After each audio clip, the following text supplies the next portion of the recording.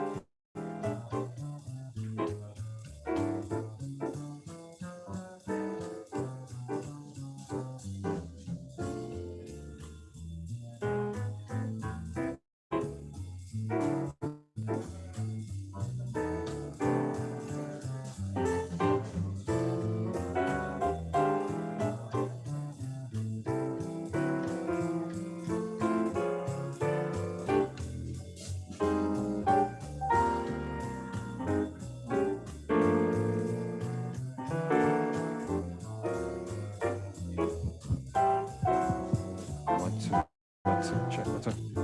Shit.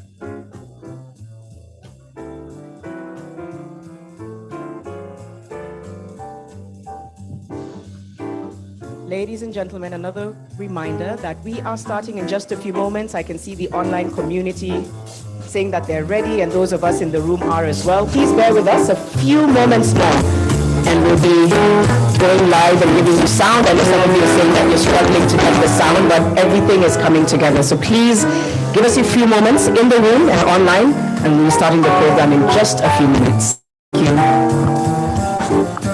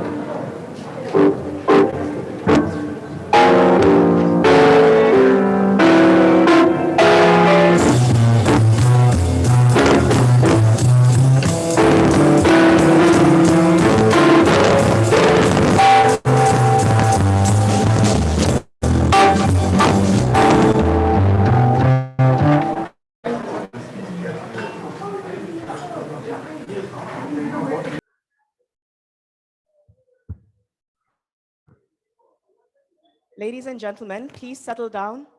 Please settle down so that we can begin our program.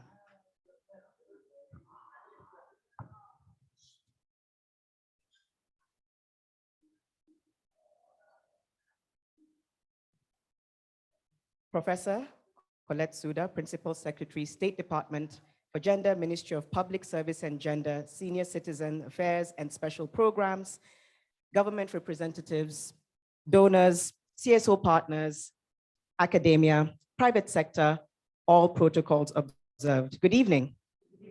Good evening. How are we doing today? Right? Are we excited about this very critical, important conversation? I certainly am. And for those of us who are joining us virtually, thank you so much for staying with us. You'll continue to keep your microphones and cameras off, but you may type throughout this session if you have any questions or comments, and hopefully we'll have a little bit of time to share that. I'm looking at that camera because I'm speaking to the digital community. But thank you so much for being every one of you for the Kenya CSW side event, Safeguarding Women and Girls Against GBV, Vulnerabilities and Effects of Climate Change, Prevention and Protection Policies and Strategies. I'm your host. My name is Janet Mbogwa. I'm a media person, the founder of Inua Dada Foundation, a moderator, public speaker, author, and mother of two. And I'm really glad to be part of this conversation because in as much as I've talked about issues around menstrual equity or gender-based violence for years, to see these intersectionalities come together has been, I think, a learning curve for many. And I think now more than ever, we need to understand that it doesn't affect a select few, which may sound like a very obvious thing to say for many people in the room. All of you are just incredibly great at being able to break down and bring this information for us. But for those who are joining us online and for many others, they don't quite understand how critical it is to begin to look at climate change, women economic empowerment, gender-based violence, and the intersectionalities of all of them. Before I invite our first speaker to give her remarks, and she'll be joining us virtually, we were having a conversation with my colleague Ashley and another friend of ours and CSO partners, and we need to recognize that when we have the prices of food going up due to lack of good rains, this affects buying and selling power. This is something I've seen in the community where we serve in Korogosho. Elsewhere in Tana River, we have parents who are forced to sell their children because of the extreme weather conditions and drought, making them unable to access food. And that's why I'm saying the intersectionalities and these conversations are so critical. And I'm really hoping that the recommendations can be mainstreamed. Every single sector, every single institution needs to begin to have these conversations intentionally. They need to be mainstreamed, they need to be amplified, and we need to come out with recommendations in this room and beyond. It's now my pleasure to welcome our first speaker, Dr. Jessica Ogden, Global Director, Research, Impact and Learning for ICRW. And I believe she's now ready online. She's joining us virtually to deliver her opening remarks. Dr. Jessica. Hi, thank you so much. We'd love to hear from you. Can you hear me? If Collins and the team can give me a thumbs up that we have her. I'm here. But I guess you can't hear me? Do we have Dr. Jessica ready with her remarks? Okay, we're being told to give it a moment. The new normal and the hybrid way that we do events. Let's extend grace when there's a few delays, but I know that a lot of the speakers who'll be making presentations later are joining us from different parts of the world. They joined us very early on from the beginning when we were setting up, so I know they're on standby. So in just a few moments, we should be able to have her share. So I guess those of you that are online as well can hear me. And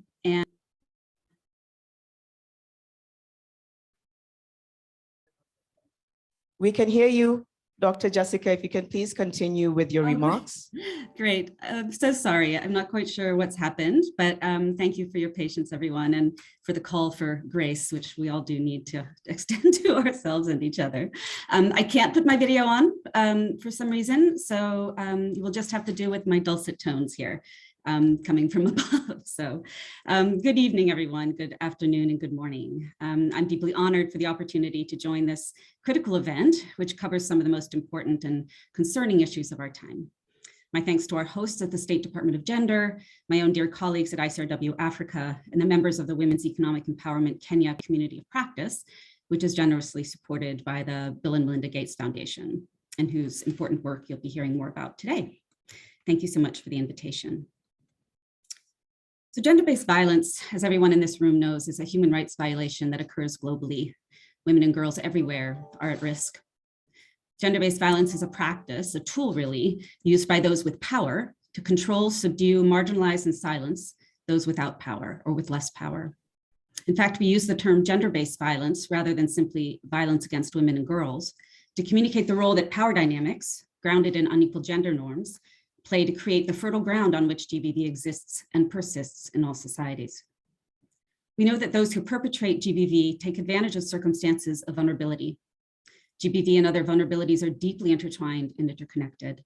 And this became even more evident during the last 2 years of the global COVID-19 pandemic. You'll be hearing more about our work today that shows how the economic precarity that resulted from lockdowns and other mitigation efforts created great stress in households.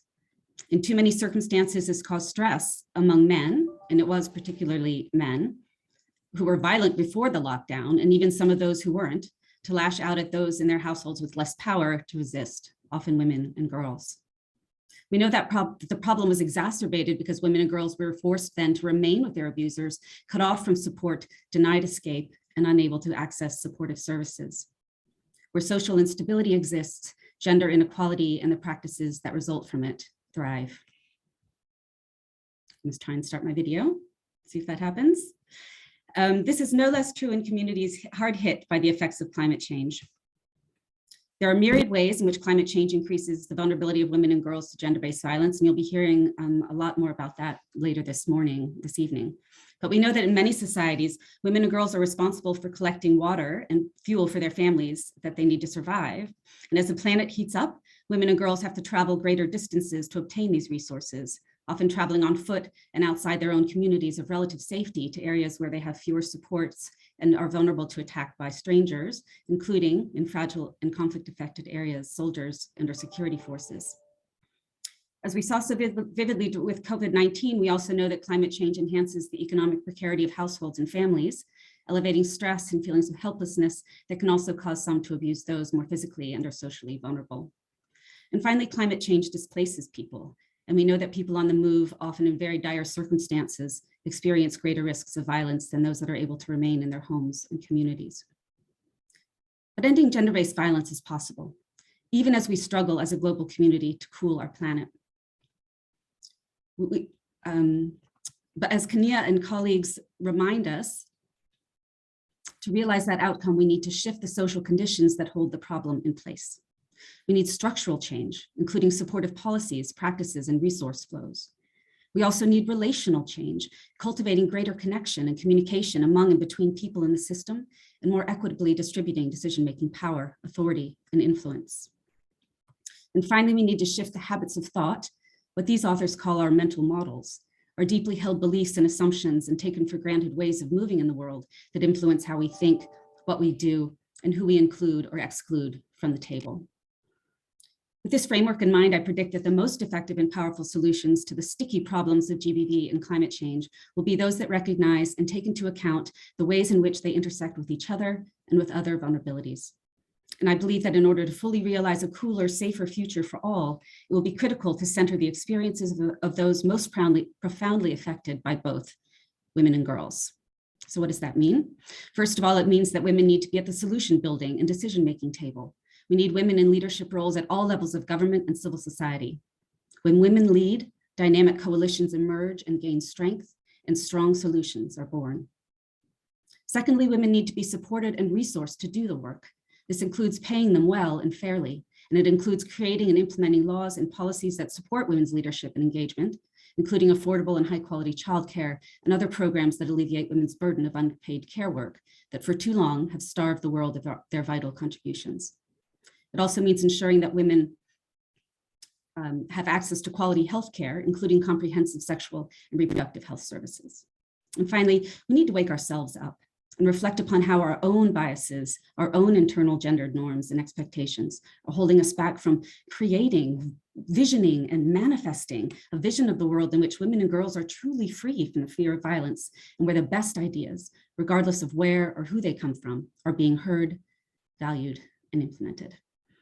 Thank you so much. I'm so excited to learn from everyone that is here, and I'm so grateful for the opportunity to share my ideas with you. Thank you so much for that, Dr. Jessica Ogden, Global Director, Research, Impact and Learning, ICRW. I love that last line. We have to wake ourselves up.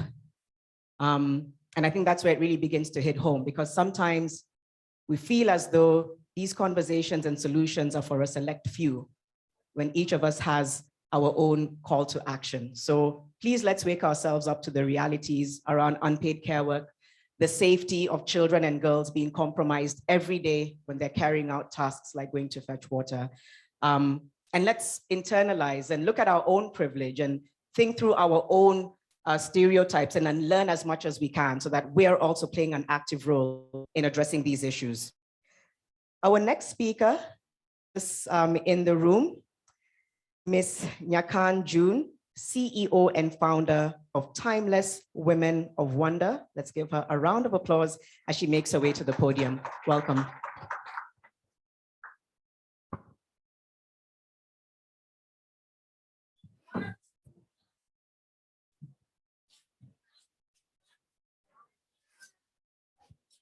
Good evening, everybody. The government of Kenya, represented by our Cabinet Secretary of Ministry of Public Services, Gender, Senior Citizens Affairs and Special Programs, Honorable Margaret Kobia, Cabinet Administrative Secretary for Gender, Honorable Lina Chibi Kilimo, Principal Secretary for the State Department of Gender, Honorable Professor Coletta Suda, UN Women, global other governments represented, global diplomatic representatives, heads of development agencies that are present, business leaders, private sector leaders, community shapers, ladies and gentlemen, all of you joining from all over the world, all protocols observed, good day to you all. Today is an auspicious day when we connect as women and men, primarily women from all over the world, to share and exchange experiences with the aim of solidifying our commitment towards the eradication of violence against women and bringing forth a world where fairness, equality, and equity becomes a reality. Where the dignity, respect, and human treatment of women is upheld in all aspects of life, and their voices included at the center of development.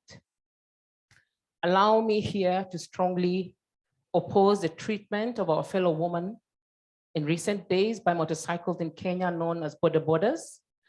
These riders a few days ago dehumanizing her and eroding her dignity through that traumatic experience. Violence against women is totally unacceptable. We commend the government of Kenya for taking a strong stand and clamping down on the perpetrators as we continue to shun such behavior that promoted the very thing we are here to mitigate against. More importantly, it is days such as these when we meet and develop not just coping mechanisms for women to deal with GBV, but ways in which we actively and proactively mitigate against gender-based violence and equip women to thrive beyond such trauma. GBV is prevalent at all levels and is no respecter of persons. Many of us in the room would be ashamed to admit that no matter how educated, no matter how exposed, empowered, and successful we may seem, the vice may have come closer to home than most. More recently, there has been an increased case during the onset of COVID-19 pandemic. As reported by some of the data we see from ICRW, a 2021 study on violence against women during COVID-19 pandemic indicated that 80% of women in Kenya reported that they or a woman they know have or had experienced violence against women since the start of the pandemic. 93% of women reported experienced violence against women in their lifetime. 45% said they felt more unsafe at home than before COVID-19. 43% reported increased conflicts in their household, and 81% reported increased sexual harassment. So imagine in this day and age where we are at, as we're trying to keep dealing with this vice, we're facing realities more in this day than ever before. The government of Kenya has and continues to play a leadership role in the region during the Generation Equality Forum 2021, and has developed policy and legal framework from the GBV prevention, response, and accountability to GBV-related vulnerabilities and climate change.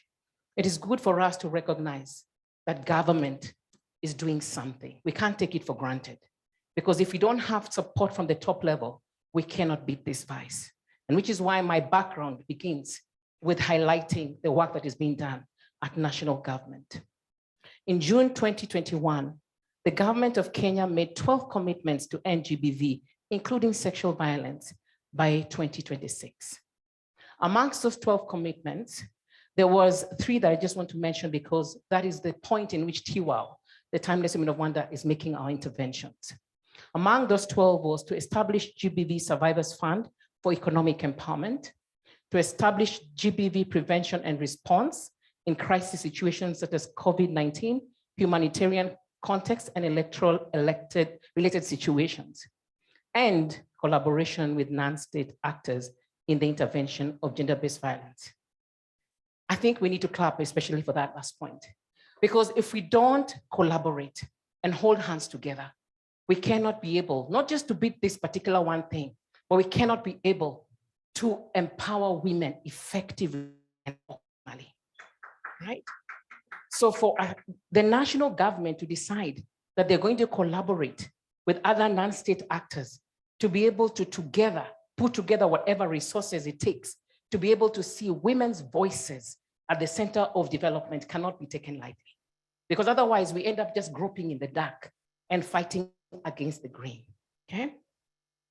It is in this regard that TWOW, the Timeless Women of Wonder, exists as a Pan-African organization headquartered in Kenya to empower women, youth, and SMEs to unlock their potential to become drivers of Kenya and Africa's socio-economic and environmental sustainability.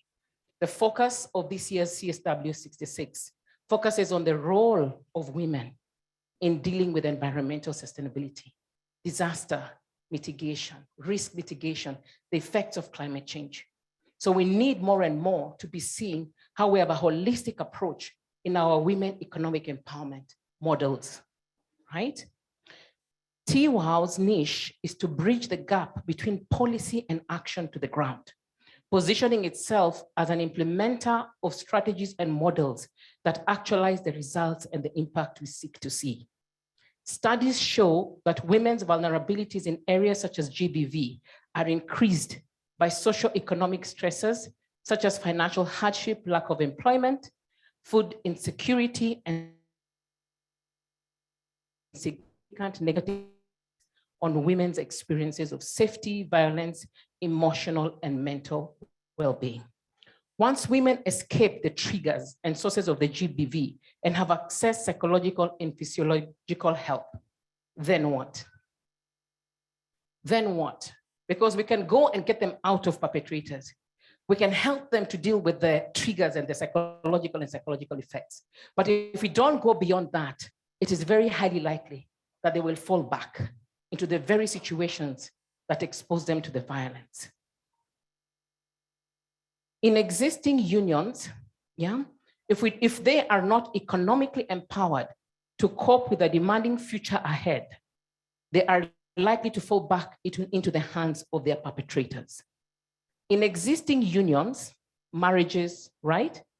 We cannot ignore the heavy financial pressure being faced by the world globally, with only one breadwinner in the family, just generally, mostly men in some parts of our country and in our continent and the world at large. The stress levels related with financial pressures and demands leads to a blow up in violence against women. In order to play our part in curbing the vice and reducing the possibility of exposure to violence against women, TWOW has for the past 8 years economically and skilling them in non-traditional sectors. These sectors include sectors like construction, the infrastructure, and other sectors that have been seen to be the main domain of men. Women in our programs are inspired to dream again.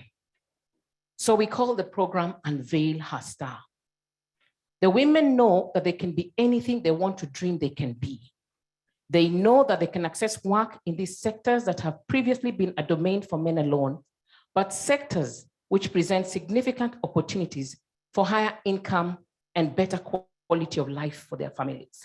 Sectors which are stable, they are growing and provide opportunities for better economic livelihoods. Women once trained in our 8 trade areas, which are masonry, painting, roofing, tiling, plumbing, electrical, carpentry, and such like, yeah?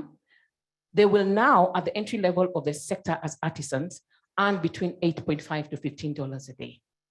This is significant economic empowerment from previously $1 per day. The women once trained now are accepting jobs that and can now contribute to reducing the financial burden of their families, thereby reducing the stress levels that trigger violence in the homes and empowering them to be safe and access a better quality of life. Those who are survivors of gender-based violence can now create a new life for themselves as they have access to for economic livelihoods. So women who were previously in desperation for income and had to have sex for money, or in Kenya, sex for fish, in sectors such as the blue economy, women who have had to marry early just to secure a livelihood can now make better decisions because they have a source of income. Early marriages, unplanned pregnancies, reduction in increase in GBV cases and exposure to HIV are some of the challenges that economic vulnerabilities bring. Women accessing work and incomes that allow them to educate their children better, have better access to nutrition and health services for their family, and guess what? Improve the overall outlook of their homes as well, using the skills they have learned has proven to be a big bonus for us. We have also noticed that the narrative that goes with women economic empowerment and empowerment of women in general needs to be managed to reduce exposure to women experiencing violence. And what do I mean by that? If I said in the room, anything a man can do, what would you answer? It's a song a woman can do, but it's a song that's been sung everywhere. But that very narrative increases the risk and exposure to women facing violence, okay?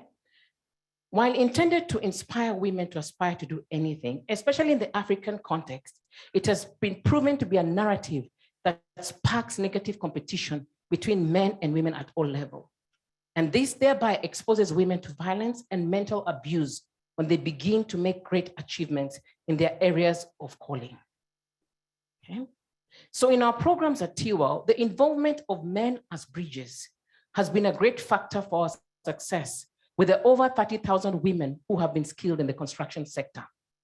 Our narrative for celebrating our unique diversity and value as women, and the same for men, has resulted in positive collaboration between men and women in our communities. So even as women, in some cases earning more than men, the overall benefit has been that people see it as a family contribution. Men, instead of being barriers, have then become bridges for the thousands of women in our network and in our communities. The big elephant in the room is mental health. and is also being embedded in our programs. And I encourage us, you have told us to think of the outcomes, that we also begin to see how we're addressing mental health that is triggered by these things. Lastly, the need for policies that safeguard women and girls against GBV in the face of climate change is the case for which we're here today, and becomes a matter of critical importance because policies drive laws and regulations in our spheres of influence.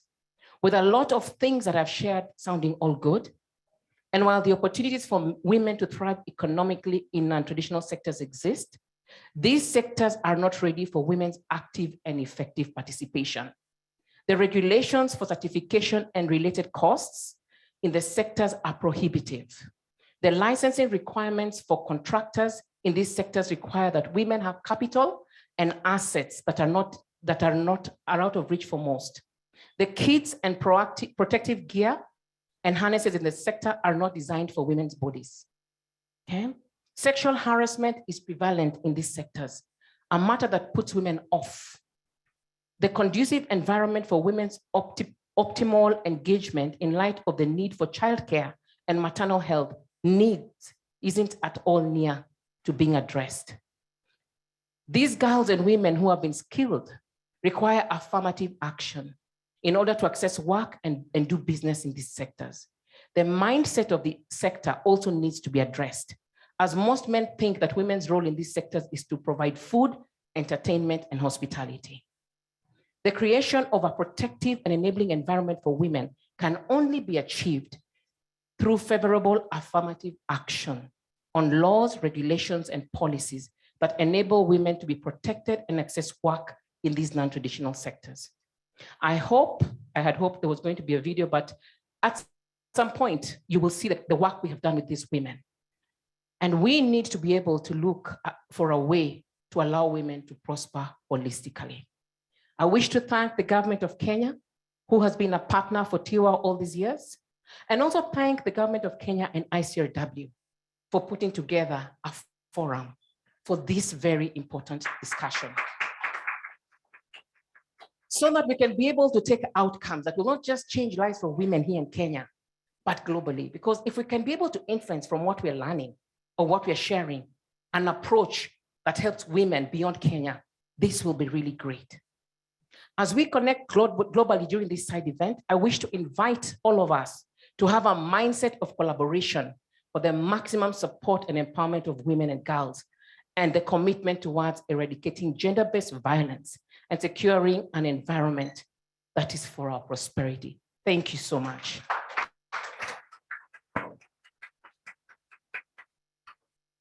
Thank you so much, Ms. Nyakan June, for almost summing it up and bringing out the points so powerfully. Thank you for your emphasis on the fact that gender-based violence and the incident that you talked about. There's so many other matters I could quote. I know there's a lot happening around us, but allow us to set up the room some more. And I'll also give a minute for us to see if we can get Ms. Isabella Salgado, Dr. Jocelyn Kelly, Professor Michelle Decker, who are going to be giving us presentations in just a few moments. They're all joining us virtually. And so they will be sharing some of their presentations into this particular thematic area that we're discussing today. And so once again, once the team gives me a thumbs up that they're on, and once they begin speaking that we can hear them, we'll welcome them, starting with Ms. Isabella Salgado, Senior Policy Associate, Abdul Latif Jamil Poverty Action Lab, or JPAL. She's going to be our first presenter. If you can hear me, Ms. Isabella, and if you can speak so that we know that we can hear you. Yes, I can. Can you hear me? Yes, we can. Welcome, and please proceed. Thank you so much. Thank you all for the invitation and the opportunity to be here today. It is more than an honor. So yeah, my name is Isabella Salgado. I work at JPAL, the Abdul Latif Jamil Poverty Action Lab, which is a research center based at the Massachusetts Institute of Technology in Boston in the US. So today I'll be giving a quick overview of what is the work that JPAL has done in this space around combating violence against women. And my goal is to share with you the emerging evidence that is coming from randomized evaluations, so impact evaluations of programs that are trying to both prevent and respond to the issue of violence against women, and provide some policy recommendations, but also highlight some open research questions. But before I go into the evidence, I would just like to start talking a little bit about JPAL for those who might not be familiar with our organization. So JPAL's mission is to reduce poverty by ensuring that policy decisions and programs are implemented based on what the evidence is telling us is effective to solve different aspects, because poverty, as we all know, is a very complex issue, and we have to be tackling all the dimensions to be able to ensure better well-being, reduce inequality, improve people's livelihoods. And gender and gender-based violence are all aspects that are cross-cutting through people's experience of poverty. So we fight poverty with this powerful tool, which we, being scientific evidence, is specifically looking at randomized evaluations. So we are this lab based at the economics department at MIT that is anchored by a network of affiliated researchers and invited researchers who are conducting randomized evaluations all over the world, looking at these different aspects. And if you can go to the next slide, in this map, we show just quickly all the more than 1,000 randomized evaluations that have been conducted or are being conducted by our researchers.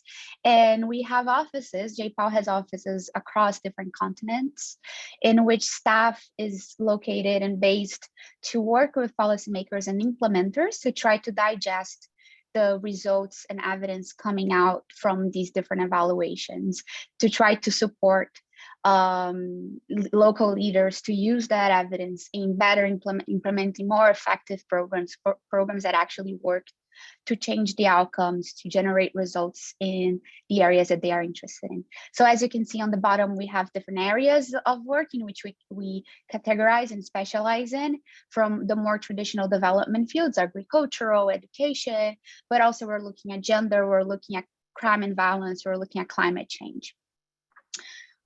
So in the next slide, I will be showing you today a little bit of the emerging evidence we've been seeing from the work in both our gender team, but also our crime and violence team that has been looking at randomized evaluations, these impact evaluations, and distilling the literature, mostly from economics, but also public health, sociology, trying to understand the impact of the different programs, both in the prevention and response side of violence against women. Unfortunately, I don't have any evidence to share here today specifically related to climate change, but I try to bring some evidence from fragile settings and just trying to understand how we can apply these learnings to different contexts, including in increased climate change and vulnerabilities. So I've divided the evidence overall in 3 main buckets, and I'll be discussing the first 2. So first, I'll talk about some economic empowerment programs, so programs that are trying to improve women's livelihoods and how they've impacted violence against women, and specifically intimate partner violence, so for, domestic violence within the household. Then I'll move on to shifting social norms. So we talked about how pervasive gender norms and gender inequality are drivers of violence against women. So how gender sensitive trainings or media campaigns have been trying to change these norms, and what are their impacts on violence against women. And then the last bucket, I will not be touching on it today, but happy to answer any questions people might have, but looking a little bit on the emerging evidence and still a lot of ongoing research around supporting survivors. So helping women to access justice services in terms of trying to respond after cases of violence happen. How can the police better respond to these situations? So jumping into the impact of economic interventions. So when I'm saying economic interventions, what I mean are cash transfers, microcredit, saving groups, employment programs, so programs that are trying to improve women's livelihoods and generate more income. It's important before we talk about the evidence to think about the theory behind these programs. So it is understood behind the theory of change, so how these programs achieve the impacts we are trying to see on intimate partner violence, that unfortunately they can have very different impacts depending on context specific or gender norms and interactions within a certain context. So for example, by improving women's income through one of these programs, you might expect positive channels to be at play, to come at play. For example, the family household, the household's income will increase. So we can see a reduction in stress over lack of resources. And as was already mentioned during the pandemic, that was a big issue. So by providing women with income, that might be solved.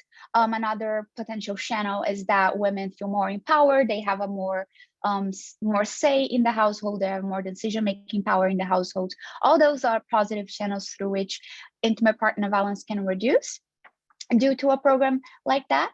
But it's also possible that these programs might generate negative impacts. For example, by increasing women's income, their share of the total income in the household increases, and that might, depending on the partner's specific gender norms, might lead to some backlash. The men might feel threatened at the main breadwinner in the household as the head of household, and thus resort to violence to maybe extract the resources from their partners or to assert their dominance. And those are situations in which we can actually see an increase in intimate partner violence due to the program. And then in some cases, both of these different channels, both positive and negative, can come at play. And then in the end, you don't really see any impact, nothing changed on average. So it's important to have this theory in mind when looking at the evidence, because what we see is that it actually supports this understanding that we don't really, it's not a bulletproof solution that providing women with resources will actually decrease their experience of violence. It really depends on households' gender dynamics, how the partner perceives the women empowerment. So for example, we see from the cash transfer literature, so impact evaluations of cash transfers programs, overall, women do feel empowered. There is a reduction in familial stress due to lack of resources, and we see on average a decrease in intimate partner violence. But a lot of the studies also see that for certain groups of women, and women that have less power in the household, where the male might feel more threatened by their increased income and economic power, that there actually has an increase in intimate partner violence. So it is very important to be aware of these potential backlash effects for those types of programs. Then when we look at microcredit or savings groups or other types of programs, we don't really see a lot of impact consistently, but definitely a need for some more evidence there. Then finally, some programs try to combine being aware of this potential backlash effect, try to combine both the economic aspect of it, but also the more social norms and gender sensitive aspect by combining activities as family dialogues or meetings, or try to address these gender norms through parallel activities. And unfortunately, again, the evidence is very mixed. There are a good number of studies that show positive impacts. There are a good number that also show no impact at all. But I think that might be mainly because these parallel programs usually don't have a very fixed format. Each program implements activities in their own way. So it's hard to compare across contexts and studies, but definitely an area for more promising research. In the next slide, I'll just give a quick overview of a JPAL funded study that was conducted in Liberia, looking at a program that was being run by the Liberian Red Cross with internally displaced women, where in a context where there is a very high prevalence of intimate partner violence after the Liberian Civil War, so a very fragile setting. And the Liberian Red Cross was working with these women in refugee camps, trying to provide them with psychosocial, but also economic empowerment support through their program, and the researchers partnered then with them to evaluate through a randomized evaluation whether that had an impact on their experience of violence. So the program basically consisted of very intensive daily group counseling sessions, also cognitive behavioral therapy. So looking at the mental health, I think that was brought up. So trying to look at this mental health and psychosocial support, but also providing skills, vocational skills, and business training for women to be able to start businesses and generate their own income. The results were very positive. They found one, that there was a significant improvement in economic livelihood. So that was consistent ability of women to start businesses and earn money.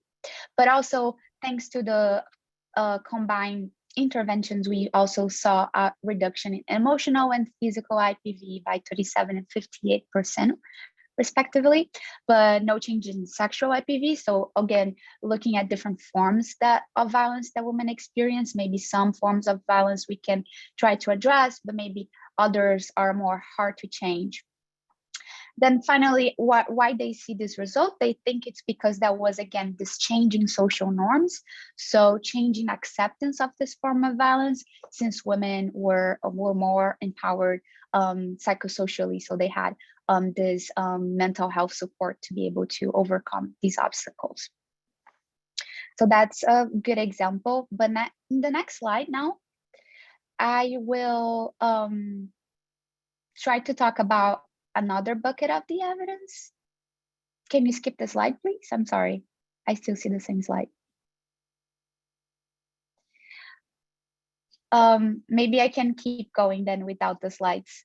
But another area of the evidence that we've been seeing very positive results coming from randomized evaluations are those interventions that are looking at changing social norms. Also something that was brought up at the beginning of the presentation, how violence is perpetrated mostly by men as a result of ingrained gender beliefs that women are less equipped, weaker beings, and therefore they can be subjected to this form of violence, which is of course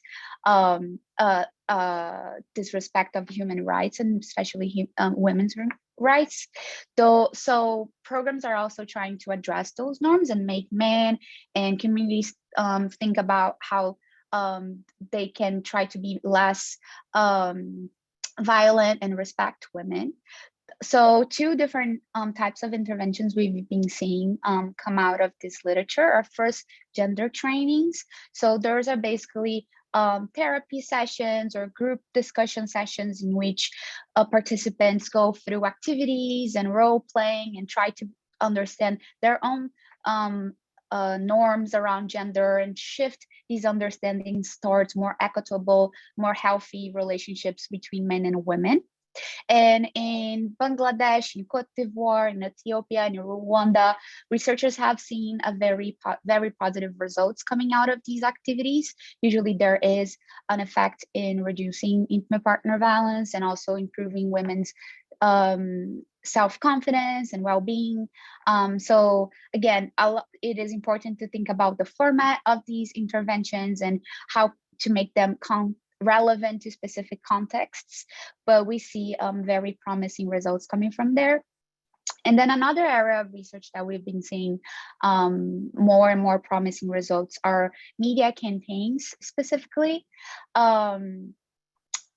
The evidence from Mexico, Nigeria, and Uganda has shown that especially what we called edutainment or education entertainment. So when media content is developed so that the spectators can relate to the stories being told, they can see how participants in those stories behave, and they can reflect over their own behaviors by seeing those examples.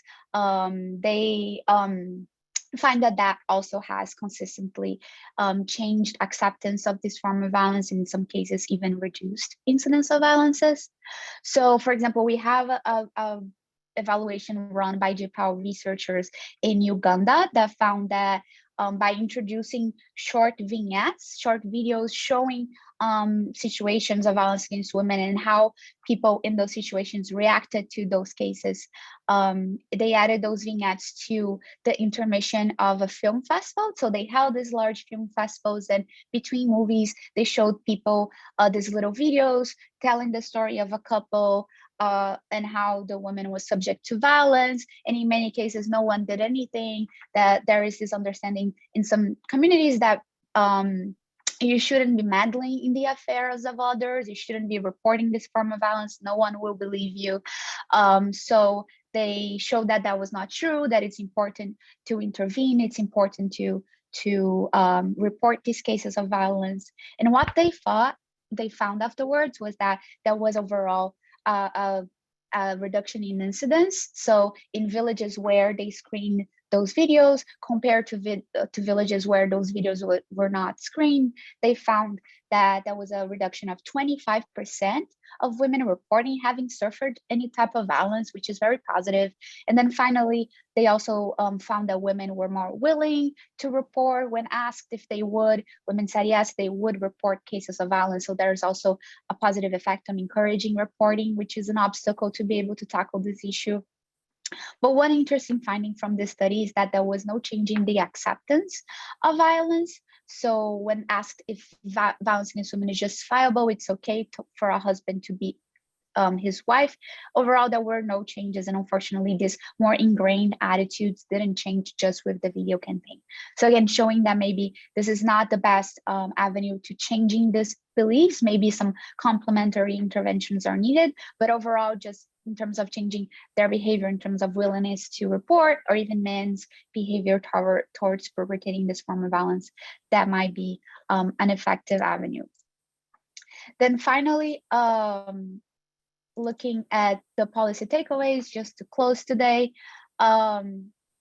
we saw from the evidence that there is a positive effect from economic interventions in reducing intimate partner violence. Sometimes it can have decreases, but sometimes it can actually increase. But it's important to understand the local specific gender dynamics to try to address these cases and be aware of monitoring and collecting data to be able to provide support services for survivors in those situations. And then finally, there is a lot of good evidence coming out of more gender transformative approaches trying to address these underlying causes, but we still need more research again to identify like the best format to do that. So I'm sorry if I ran over time, but that's it for me. Thank you so much. All right, thank you, Ms. Isabella Salgado, Senior Policy Associate, Abdul Latif Jamil, Poverty Action Lab, JPAL. Thank you so much for your presentation. And yes, we're advised that for the other speakers who are coming, please, please, please keep your presentations as brief as you're able to. I know there's so many important points to make, but in the interest of time, we're please asking that for Dr. Jocelyn Kelly, Professor Michelle Decker, who will be joining us virtually. And in the room, we'll have Dr. Beatrice Mina and Ms. Zuhura Odhiambo, because after that, we're moving into a plenary session before a panel discussion and then a Q&A before we wind up. So we still have a fair bit in the program. So kindly, if we have Dr. Jocelyn Kelly, if we can keep the presentations to about 3 to 5 minutes each, we'd highly appreciate that. If we have Dr. Jocelyn Kelly now, we welcome you to share your presentations, and please allow me to step in if you are going over time. Thank you. Hi all, I just wanted to say it's such an enormous honor to be here at this event and to be co-presenting with this distinguished panel. Today, I'm excited to tell you about a project we have just completed piloting called the Resourceful Empowerment Project, elevating women's voices for human and environmental protection in Congolese small-scale mining sites. I want to start by acknowledging the extraordinary team that I'm presenting on behalf of. Annie Sinanduku Mwange, who's director of the consortium and also the NGO ASEFA, Mariana Chibalonza Buemba, director of IFED, Viviane Marakume, director of SOFEDI, and myself, who's director of the program on gender rights and resilience at the Harvard Humanitarian Initiative. I also wanted to thank the generous support of USAID's Resilient, Inclusive, and Sustainable Environments Challenge. As we've heard so eloquently today, the impacts of conflict, violence, and climate are gendered. In many cases, the first and most severe impacts of both conflict and climate change occur within the home and disproportionately affect women. Both conflict and climate change may shift traditional gender roles, exposing women to greater violence. And for this presentation in particular, I'd like to talk about how some of these dynamics are playing out related to one specific case study about the mining of cobalt in Eastern Democratic Republic of the Congo, or DRC. Ironically, mining can be a driver of climate degradation through deforestation, contamination of soil and water, and through habitat loss. But it can also hold the promise of providing the very materials we need for clean energy technologies that help combat global warming. Cobalt and related minerals are squarely at the center of the race for clean energy because their power can fuel batteries and other clean technologies. The need for these minerals is exploding. The World Bank estimates the demand for cobalt will increase 500% in the next 3 decades. The Democratic Republic of the Congo, or DRC, is responsible for 2/3 of the world's cobalt production. And yet women, who are critical to the mining process, are the most exploited and excluded from its benefits. Next slide, please. In a country recovering from 2 decades of war, small-scale mining provides revenue to 16% of the population in Congo, and women are half of this workforce. But they're systematically denied equal pay and leadership roles, while also facing high levels of that sexual exploitation and economic exploitation. A study undertaken by my organization and the World Bank found that 1 in 3 women stated they'd been sexually harassed by working in the mines. But despite these challenges, a network of grassroots women's NGOs have sprung up to address the needs that they saw. They leveraged their own knowledge, networks, and ingenuity to begin awareness raising and organizing among fellow women. The Resourceful Empowerment Project sprang up as a result of this long-term collaboration between the project partners and the recognition that they wanted to elevate women's leadership, agency, and protection in these towns. Next slide, please. With funding from the RISE Challenge, the partners were able to undertake local isolated efforts and create a coalition of action using evidence-based practice. ASEFA, the Congolese women-led NGO, helped bring together a consortium across 3 provinces in DRC to empower women to advocate for better environmental practices and to improve human rights. Groups of men and women in mining towns were convened over the course of a year, reaching roughly 1,000 people. Harvard Humanitarian Initiative, my organization, leveraged their academic knowledge to create an evidence-based curriculum that was coupled with self-organized action groups that undertook a project of their own choosing with regular reports back to the group. I wanted to highlight that because many women and men working in mining towns haven't had the opportunity to receive a formal education, we also prioritized inclusive teaching materials. We hired a Congolese woman artist to create visual learning materials that could be easily understood and shared. And finally, we were really excited to see whether different ways of presenting the same information might lead to different outcomes. So to test this, we created 2 versions of the training. The first version was more a straightforward presentation of materials, but the second version explicitly linked environmental and human rights outcomes, emphasizing how interconnected people were in these places and how connected people were to their environments. So I'll revisit the results of this test in just a moment. Next slide, please. Really briefly, some of the things that went into the training were human rights, education about the law, women's protection, and mitigation of the impact of mining. Next slide, please. And I wanted to give one small sample of the teaching materials here because they're so beautiful and striking. And I know Isabella just mentioned the power of vignettes and visual materials to create change. So in January, we finished our first year-long pilot of the training. Community groups received information on what I just presented, came together with their groups, and we did research both before and after the project to see what changes we saw in the community. Dr. Jocelyn Kelly, please, you have about a minute if you're able to begin to wrap up. Thank you. Perfect. Next slide, please. So what did we learn?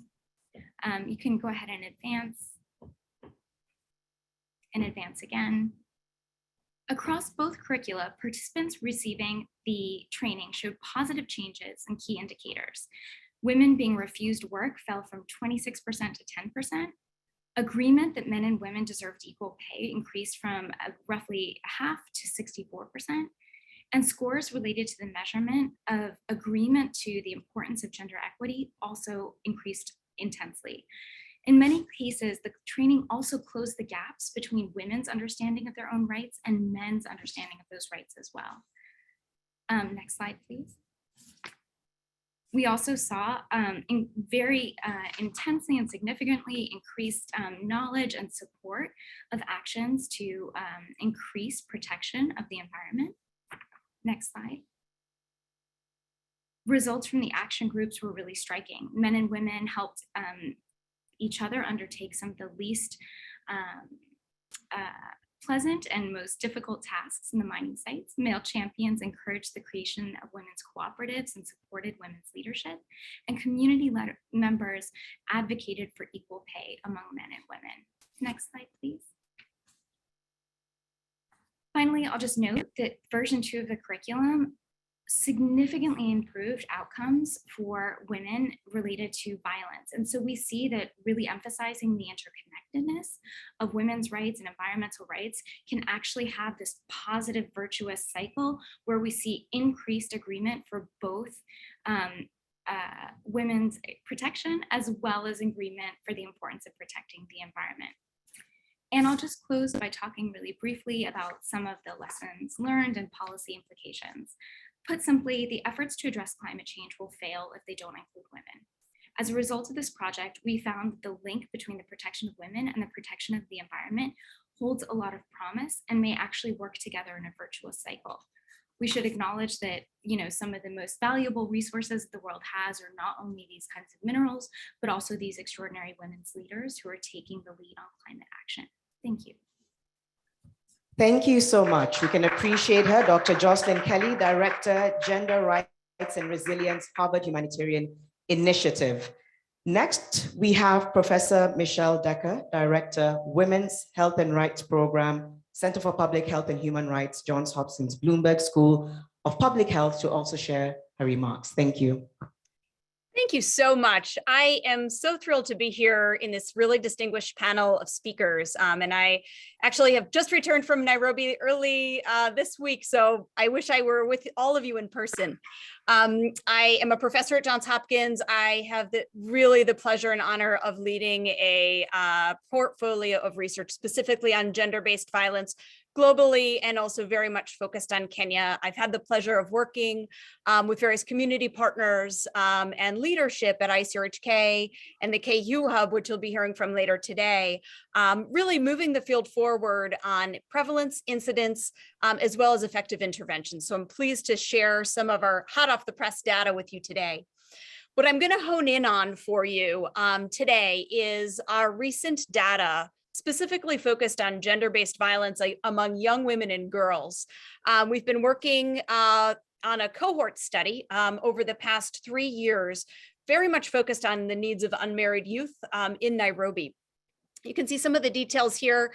We ran our baseline survey pre-COVID in 2019, tracked some of the gendered impact throughout the course of the pandemic, thankfully with the support of Bill and Melinda Gates Foundation and just an incredible team with ICRHK, as well as leadership from the Kenyatta University Women's Economic Empowerment Hub. I'm going to keep us moving quickly because I want to get to the results. So next slide on that. And I've included, as a nod to climate change, some snapshots from Karura Forest on here, just to keep you interested through the quantitative elements. So essentially, we ran this study, just a ton of formative research on what's going to work for the dynamics of this population. We ran research over an 18-month period, baseline, 12-month follow-up, and 6-month follow-up. Those follow-ups were phone-based due to the pandemic.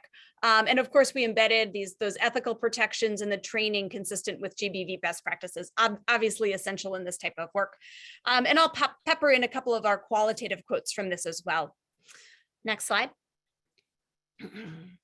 So a lot of people learned about GBV for the first time during the pandemic. Not survivors, but the broader public. And so one of our big questions in this study was about sort of those gender differences in safety at home, safety in public. And you can see some real gender disparities around safety concerns for women in public not feeling safe.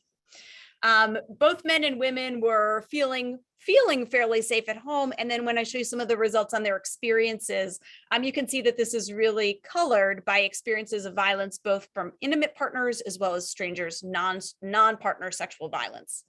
Next slide.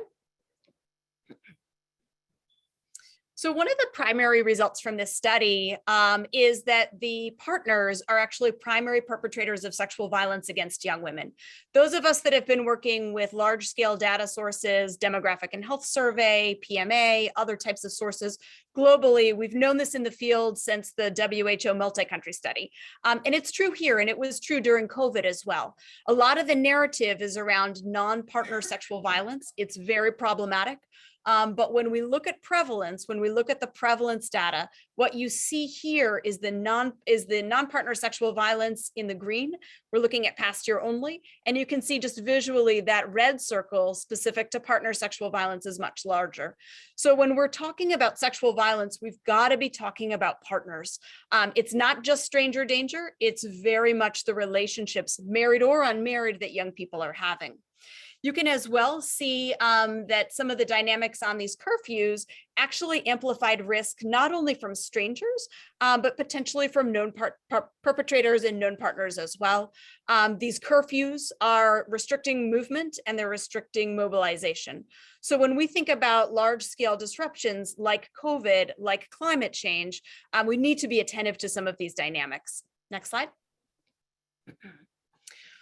Our study was one of the very first in the region, I'm really proud of this, to show and be able to collect some data on trajectories.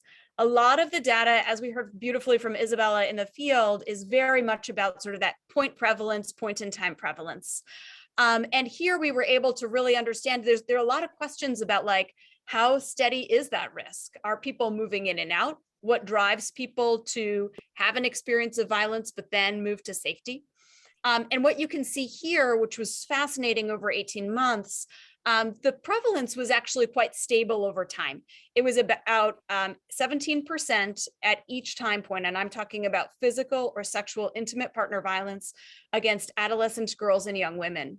You can see in the red, people are moving into risk. In the yellow, they're moving out of risk. And so you can see some movement in and out of time, right? You can see movement in and out of risk for partner violence. We were expecting possibly people only moving into risk or possibly people only moving out of risk. This is telling us a lot about the dynamics and the need to really understand people over time. What's the role of help seeking? What's the role of supportive services? What's the role of access to justice in moving people through these trajectories? If we can't prevent violence initially, we want to be able to move people out of risk quickly. And so these are just some of the indicators that we have about that movement over time. Next slide. The next piece I'll just showcase, this is probably not going to surprise anyone in this room, but I do want to point out that we really did see this economic risk gradient. When we're looking at past year prevalence of partner violence for young women, we really see this socioeconomic risk gradient. So that risk, it was about 17% overall. When we look at ability to meet basic needs since COVID-19, one of our economic indicators, it rose to 42% prevalence in the past year. So when we're talking about economic vulnerabilities, we're really also talking about risk for violence and risk for chronic violence, inability to escape an abusive situation. There were some dynamics as well related to COVID-19 in terms of patterns of being at the home or outside the home as well. Next slide. So this is interesting. We really wanted to know about help seeking. We're at a pivotal moment. I don't have to tell anyone in the room that we're at such a pivotal moment in Kenya in terms of access to services and expansion, policy expansion of available services and investment in those services in Kenya. What we saw over time is that when we surveyed people at the 12-month mark and then the 18-month mark, we saw increases in help seeking for violence. So that's the good news. You see that moving from the blue bar to the orange bar, both for partner violence and non-partner sexual violence. The problem is that the overall prevalence of help seeking is quite low. And the stigma elements that we've heard about beautifully from earlier speakers, the stigma elements really remain. We hear this from this one stakeholder. Remember, not everyone that is assaulted is going to go for care. There is an element of stigma associated with this. And this is a really actionable for us when we think about community mobilization and when we think about policy. Next slide. This slide is for NGOs and media in this room. The women that had received information about violence support services since the start of the pandemic were primarily hearing about this through NGO through media and government through media. Some of the social media was sort of next, you can see that next on the third bar down there. Family members, community groups, definitely some friends here, but the media was the primary way people were learning this information. We have a huge opportunity to raise awareness about services and normalize the use of services. We've got to do that to overcome the stigma elements. We've learned that lesson many times in GBV prevention and response. We need to tell them services are there, and we also need to tell them they're for you. They're for you, right? Please come down and talk to our rape crisis programs, our violence support hotlines, and our forensic exams and care. Next slide. Professor Michelle, if I could just alert you, have about a minute. Super. Yeah, thank you. Thanks. I'll wrap up quickly. I want to flag one of the policy responses often on GBV is criminalization. We've got to help people report, and we've got to put sanctions in place. Yes, the answer is yes on that. But we've got to remember about stigma and impunity here. When people report and nothing happens, there's a fear and an insecurity to that person that has been reported. So while we're increasing access to justice, part of that must be survivor-centered care and meeting the needs of survivors. Next slide. So a couple of the lessons learned, just to highlight this, women's health and safety are impacted, obviously, in public health emergencies. Gaps remain in help seeking. And as a reminder, that under recognition of partner violence is really undervaluing women's safety. We're at such a pivotal moment here to reverse that and bring this data literacy, bring this evidence base to the communities and to policy. Next slide. I want to really highlight as well. I'm just going to flag a couple things on here. We need that primary prevention, and we heard about that quite a bit from Isabella. We need survivor-centered support services to meet the needs and overcome those stigma pieces. Economic empowerment, necessary, but not sufficient. We've got to prioritize as well trauma-informed care for survivors, normalizing the use of survivor support services and expanding access. And we've got to get IPV into the conversation. We've got to broaden our lens beyond sort of non-partner sexual violence and reduce some of that stigma that's really caught up with those intimate partner violence relationships. We see this globally. I don't mean to spotlight Kenya as being unique in this. We do see this globally. There are a lot of actionable steps to move forward. Strategic mobilization, as we heard from Isabella. As well, we have an app-based safety planning program for survivor supports that's been tested and validated and is in the process of being scaled. And I think I just have one more slide to kind of hone in on as we move forward. This evidence base is so important. We need to monitor prevalence, but we really need to understand access to justice, barriers there, stigma, and other kinds of barriers to care. We want women to be safe and functioning in the workforce, in their families and communities. That's our option and our moment to engage the entire community in positive economic growth, being able to address climate change and beyond. And we've got a lot of knowledge. We can scale these. The policy window is there in Kenya, and I am so thrilled to have a chance to talk with you through this panel and talk with you about this. So thank you again, and please feel free to I know you'll get some of the links for some of the policy briefs that have come out of this as well. So thank you. Thank you. Let's appreciate Professor Michelle Decker. And our speakers who've been joining us virtually, all of their slides are going to be available on www.wecopkenya.org. So because they weren't able to go through all of them, but there's such rich information, they'll be available on that website. And this recording will also be made available to the public after our session. So we can access the information, internalize it, and begin to use it to accelerate a lot of the work that's being done in this space. We now come back into the room for our two other presentations before we go into our panel and then wind up. Dr. Beatrice Minor, Research Scientist, Africa Population and Health Research Center, is our first in the room. So let's welcome her to give her presentation. Thank you.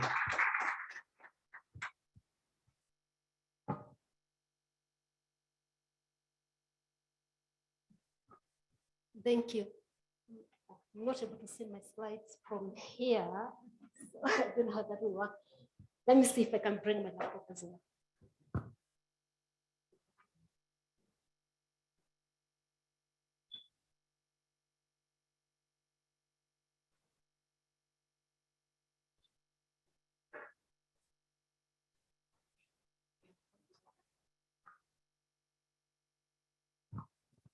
Okay, sorry about that. So my name is Beatrice Minor. I work with the African Population and Health Research Center.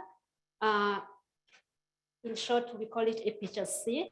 APHRC is a Pan-African research institution. We are headquartered here in Nairobi, Kenya, but we have regional offices in Senegal, and our work cuts across different countries within sub-Saharan Africa. So our vision is basically transforming lives in Africa through research. So today I'll be speaking about some of the work that we have done in the context of our work. So let me just scroll to my.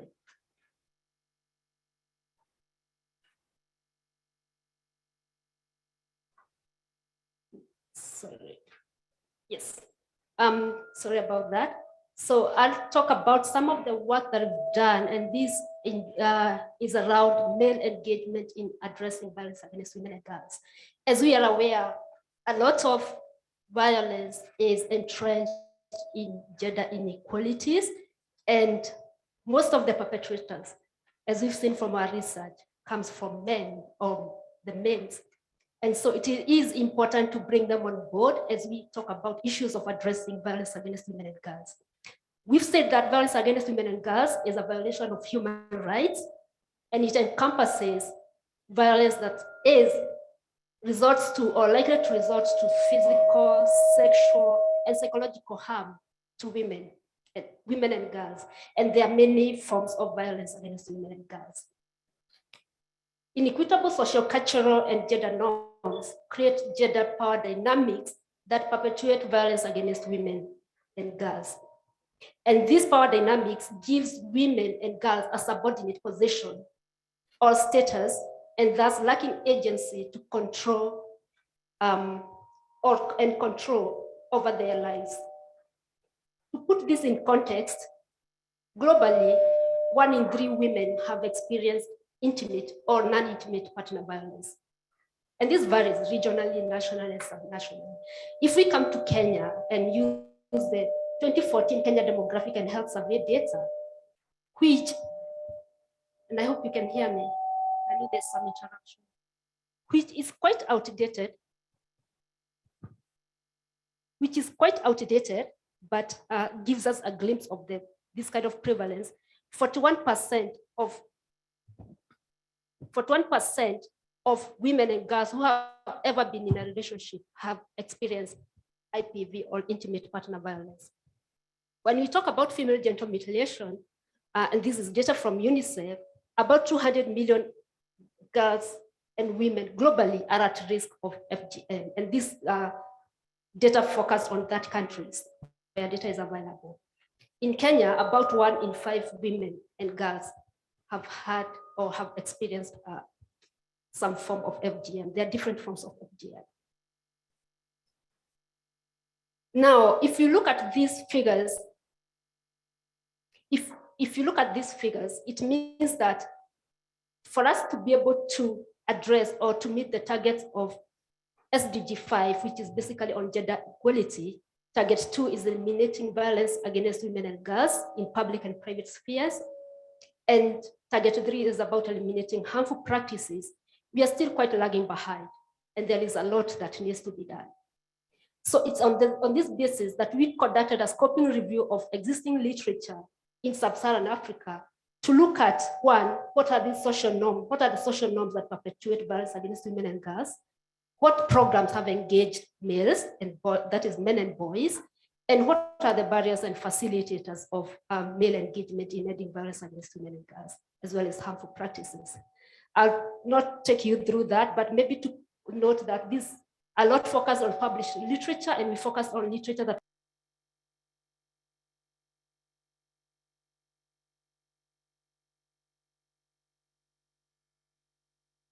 social norms are basically the gender roles and beliefs about women's status in the society. And these are roles or beliefs and norms that put women at a subordinate position to men. And what does this mean? There are societal expectations that give power and authority to men, and therefore men have a kind of a higher ed in exercising their powers over women. And such violence against women and girls may stem from situations where men feel that women are not performing their socially expected roles. Others are socially constructed structures, such as the rites of passage, FGM, where for a girl to transit from childhood to adulthood, you need to go through the cut. We have marriages, and this includes early and forced marriages, which are socially constructed structures that we need to deal with as we address violence against women and girls. We have religious beliefs. In some communities or in some regions, male dominance is viewed as the will of God. And then we also have moral arguments, where violence is perceived as a sign of love in marriage. If my husband doesn't beat me, then he doesn't love me. And when we talk about this, we also need to think about women's acceptance of violence against women, of violence as the norm. If he doesn't do this, then he doesn't love me. So you've already accepted the violence, and if it doesn't happen, you question. We talk about FGM for marriageability. We need our girls to go through the cut for them to be eligible for marriage. If they don't, then they're not eligible. We have early marriages to prevent premarital sexual activity. So let's marry our girls early so that then they do not engage in premarital activities. So these are some of the norms that societies or that cultures have adopted or are using to perpetuate violence against women and girls. Then we looked at engaging men and boys to promote social norms that are geared towards ending violence against women and girls. And interestingly, most of the studies that we reviewed focused on ending intimate partner violence. But while these studies worked on changing norms, beliefs and attitudes, they never led to a reduction in intimate partner violence. And we need to ask ourselves why. Well, it is possible that the duration for assessing impact was short, but it could also be that there is that resistance to change the behaviors. So it's something that we need to look at as well. I think I lost connection from my side. Okay. So what are the key lessons learned? One,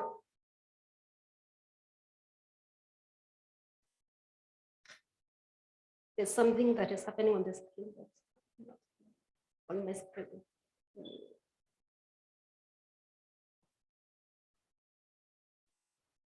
One,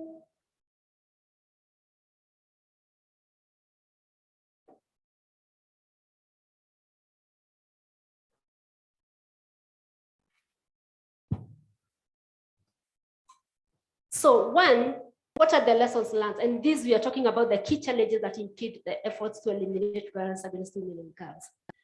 we need a shift on how programs approach male engagement. And so a lot of interventions look at the changing individual behavior, but we know some of the facilitators are entrenched within our cultural values and attitudes. So we need to really look into that, go beyond the individual factors, but again, encompass the structural and systemic factors that propagate violence against women and girls. We also need to approach this from a multisectoral approach, addressing violence against women and girls. And this is focusing on different levels of the ecosystem, from the individual level to the macro systems, including the policies. How do we shape our policies? How do we implement them? And then programs that aimed at promoting gender inequitable norms need to be initiated at an early age when behaviors are being formed.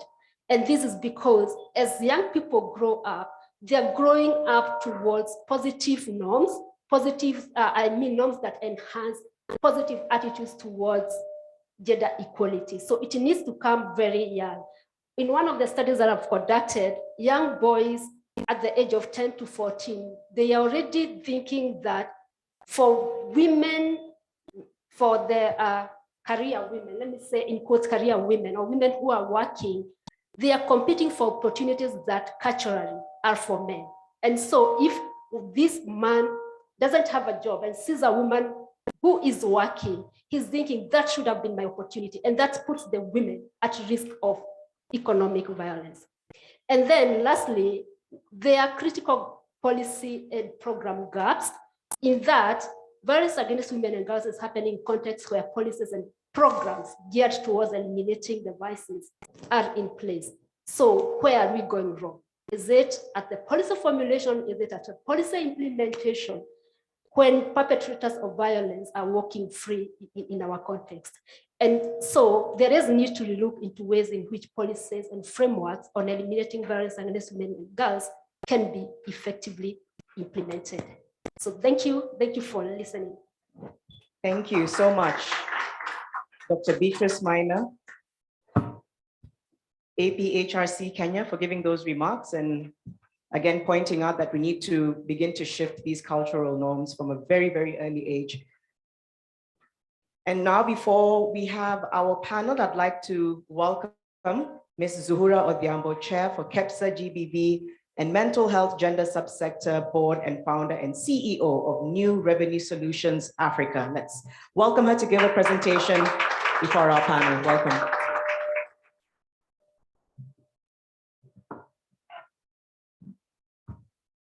Good evening, all of you. Very excited to stand here and talk about the passionate topic that we'll talk about on ensuring that we are ending the GBV vice across, and how better still can we do it at the private sector. As I stand here, all of you know about the KEPSA, the Kenya Private Sector, that is the apex body for the local and also the foreign business organizations, from your multinationals to even to the SMEs and to the MSMEs. How better still would I be able to, be able to stand over the shoulders of our MSME director, Eva Muraya, right there, and ensuring that we can be able to carry this conversation across the private sector. We'll be able to share with you the trends on the GBV in the private sector and its impact on productivity. For the longest time, the private sector has never been a focus on the GBV perspective. And from last year, when we had the GBV subsector board that was created in March, we've totally gone through to be able to stand and work together, and excited that we can be able to end this vice on the private sector perspective.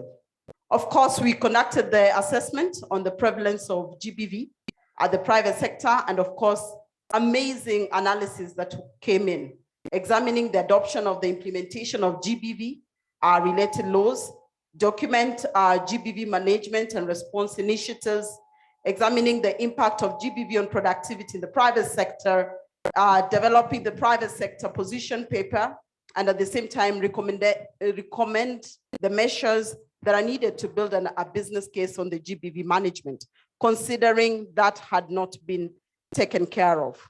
Our methodology was a mix of methods, research, design that was adopted to meet the study objectives that were aligned well in the sampling, data collection, and also the analysis and interpretation methods.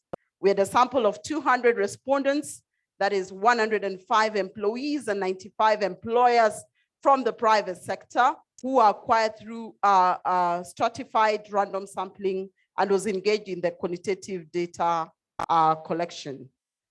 The profile of, we had a higher number of the female respondents than male respondents for both the employers and employee surveys as shown.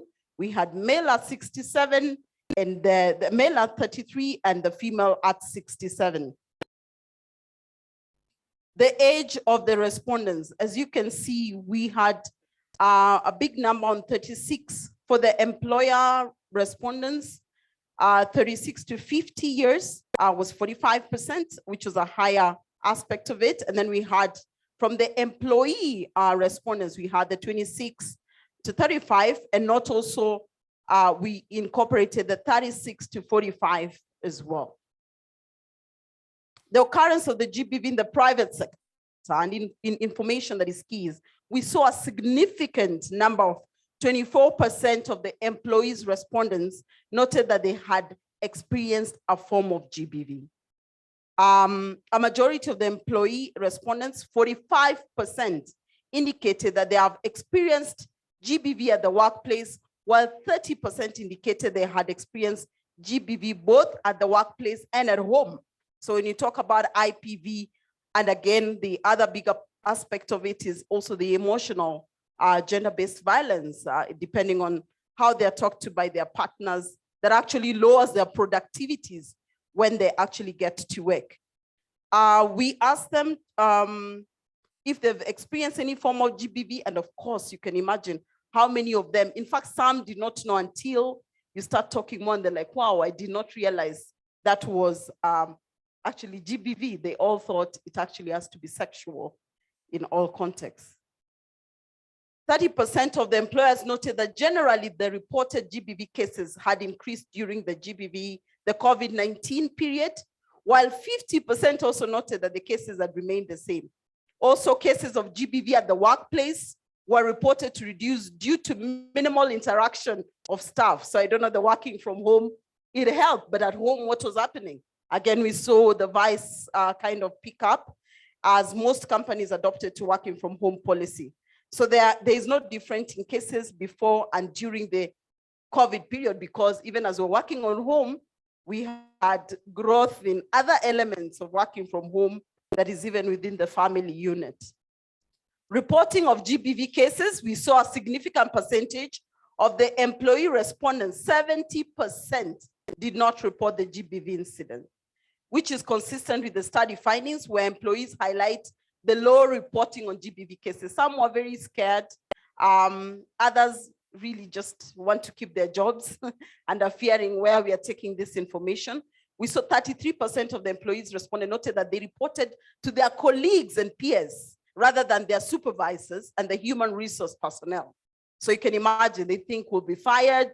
And a lot of these people, we are seeing GBV get inroad into organization from the internships. The interns are thinking, how will we be confirmed? I need to, give a favor to somebody. Middle level management and even top management, how would I get the promotion? And this is secretly happening in our private sector. And hence the reason why such kind of findings are key for us to be able to take care of that vice. Also, we've seen it happens at the workplace, and who do they report to? Colleague or peer?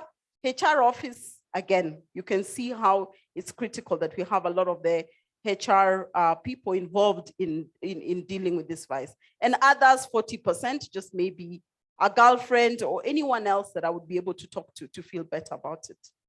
The reporting authorities, in terms of reporting to authorities outside the workplace, we had 95% noted that they did not report the GBV incident to any authority, while only 3% reported to the police. Yeah, you know about police, and best stories if we've gotten to work together as KEPSA with the likes of Polycare, and to be able to ensure that we are bringing dignity even in that has happened within that, because when you go, the questions alone that you'd be asked makes you feel like, let me get into my car and sort myself out.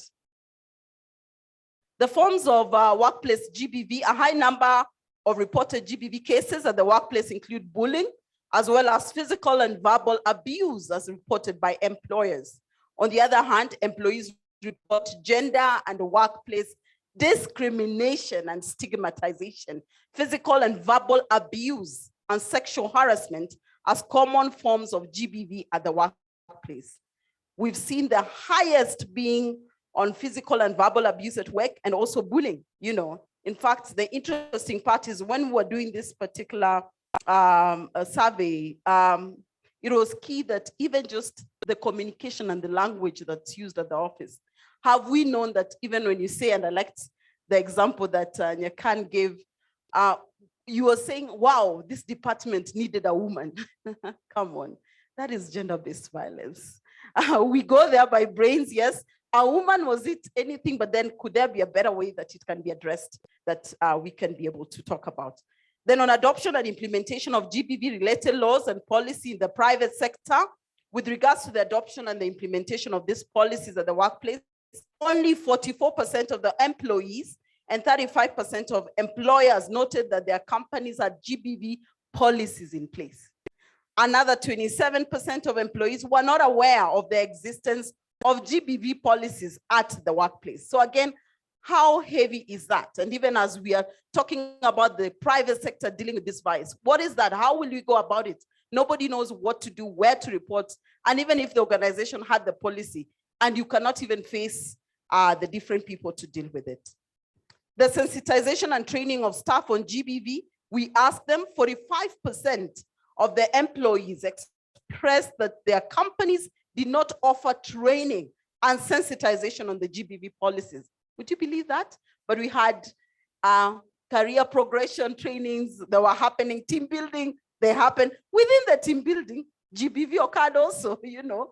So you can imagine, were we enabling but I'm not saying that you shouldn't do team building.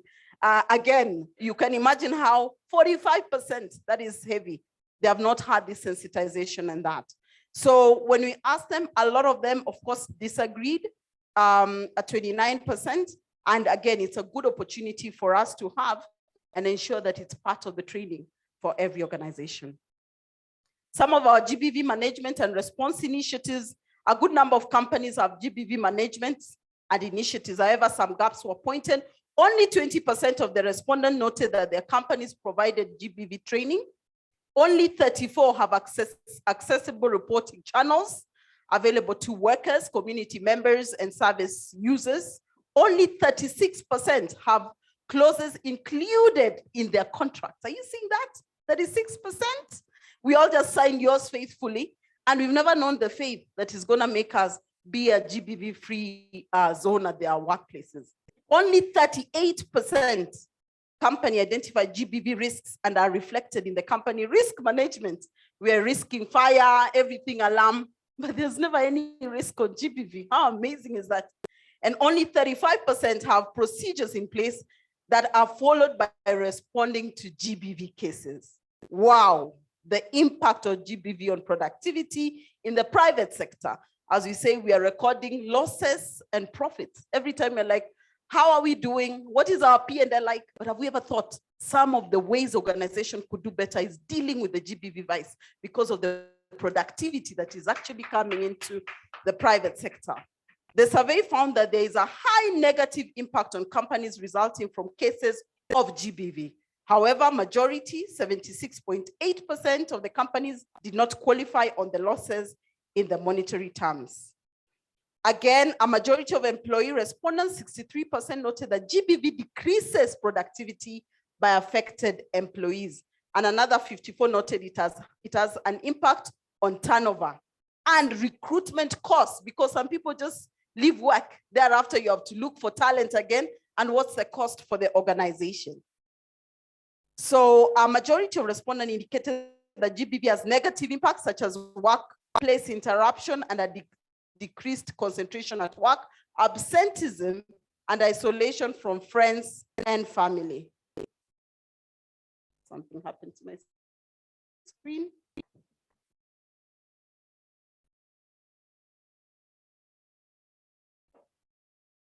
The estimation of GBV cost for the company, we've seen there was no response. Yes, thank you. We have seen another 12% indicate that the companies incurred an insignificant amount of GBV, while 5% noted that the loss was below 50,000 and 3% indicated a loss of 100,000 to 500,000. Again, on the use of technology for the GBV management, we saw that companies have not embraced technology in GBV management, as noted by 62% of the respondents. Our recommendations for the private sector actors is the private sector organization should champion the non-tolerance of GBV at the workplace, from the human rights-based approach to the legal requirements and the compliance perspective as well. Companies should ensure that policies to guard, protect employees for GBV are shared, understood with all employees, and also included in the induction policy for the new employees. And gaps in reporting awareness in the case of GBV or any other misconduct in the workplace can be bridged by continued awareness across board, and strengthen coordination on the elimination of GBV and harassment as well. And then we have the private sector engaging men in the GBV eradication efforts, where we are having ambassadors that are standing in organizations that are the people who are actually standing in and walking the talk. Employers are engaged to have gender committees that can coordinate the GBV management. Private sector organizations should make commitment towards gender equality. And of course, the private sector organization should adopt action and program that tackle the root of the problem. The final recommendation, which is our last slide, is to strengthen, and this is recommendation for our government, and we've been working very well with government in the aspect of ending this vice in the private sector, is to strengthen the policy adopted and implementation of GBV in the workplace, and that of course needs to be to ratify the ILO convention, and recommendation of 206 and the accompanying resolution on eliminating violence and harassment in the world of work. Then we have the government needs to strengthen the policy reforms aimed at enhancing community policing and survivors of GBV report cases. We've seen that with also Police Sure, and for sure would love when it would actually be affected across the country as well, and notably access to justice, to the healing process and reporting of GBV cases. Counties should establish safe houses to offer temporary support to survivors of GBV as matters are sought out through the courts. And then the government should also establish a central system where all actors can utilize to share experience, data, and best practice. The government should strengthen GBV financing, and also the GBV fund has shrunk over the years, and the need for the government to increase resource allocation is timely. The private sector and the government of Kenya, through the Ministry of Labor, to operationalize the labor inspection of adherence to the workplace policies. Thank you so much. Thank you very much, Ms. Uhura. And as I mentioned, everyone is giving really important points and across different sectors. Please find these presentations on WEECOP Kenya, that's wecopkenya.org, WEECOPKENYA.org. All the slides will be available. So in case somebody had to kind of run over their slides, we'll have those and the recording of this session at the end. I'm now going to scoot over and sit over here because we're moving to a panel discussion. And I'm going to be inviting our panelists one by one, and hopefully we'll have enough time to engage on a key number of issues. We also have the public still sending in their questions online, and we have the team from ICRW compiling some of those for me. Hopefully we'll be able to read them. Just in the interest of time, we'll try and get through as many of them. The first person I'd like to invite who will take a seat in the middle is Honorable Professor Colette Suda, Principal Secretary, State Department for Gender, Ministry of Public Service, Gender, Senior Citizens Affairs, and Special Programs. We can welcome them warmly as they take a seat on the panel. And of course, Professor Colette Suda will be speaking a lot based on the government initiatives. So karibu sana, and thank you for joining us this evening. We're also going to ask Ms. Betty Sungura, CEO and Commission Secretary, National Gender Inequality Commission. Again, if you hear your name, please start making your way towards the front and join us on the panel. All right, the team will let me know if there are any changes. I'll proceed and invite the other panelists up here. Professor Grace Wamwe, Communications and Advocacy Lead, Kenyatta University Women Economic Empowerment Hub. Thank you very much for joining us. You can take a seat right next to Honorable Professor Suda. And then we have Dr. Carol Ajema, Senior GBV Specialist, International Center for Research on Women. Joining us as well. Thank you so much, Carol. And then we have Ms. Mucham Lingo, Chair, Gender Sector Board, Kenya Private Sector Alliance. You can sit next to me. Rose Oluoch, Programs Lead, SDG Forum, Kenya, will be joining us virtually and giving us her thoughts there. Again, the ICRW team, our hosts this evening, will let me know if we'll have anybody from the National Gender and Equality Commission joining us. I believe they're joining us online, so she'll be joining us virtually. That's Ms. Betty Sungura, and hopefully she'll also be able to actively participate. Let's give everyone a second to just settle down and make sure everyone has a microphone in their hands that is working. I believe the microphones were on the chair. There's another microphone there that can come this side. Oh, okay.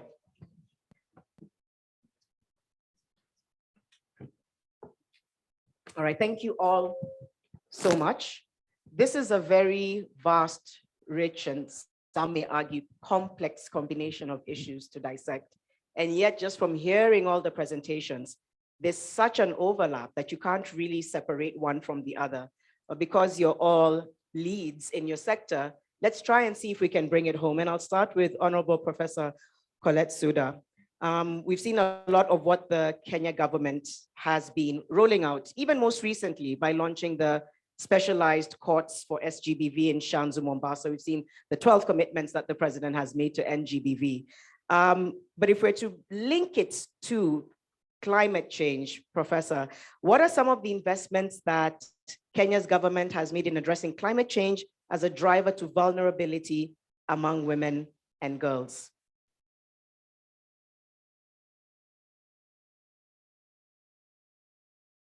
Thank you very much, Janet, for asking this question. And I want to give my regards to everybody in the room. It's hard to tell what time of the day it is because people are actually participating in this meeting, in this webinar from across the globe. The government has invested immensely in a number of initiatives to safeguard women and girls against GBV and FGM, which actually is the worst form of GBV. And in the context of climate change, the areas which have been worst affected are mainly the ASAL areas. And I want to focus my response to the government interventions in those geographical areas. One of the things that the government has done is to invest in early warning and response hubs in the ASAL regions, the ASAL counties, mainly in the northern and northeastern region of this country, to support drought and conflict mitigation in a gender responsive manner. So this is one investment, and it is huge. Early warning systems. response hubs so that people know that we are approaching drought.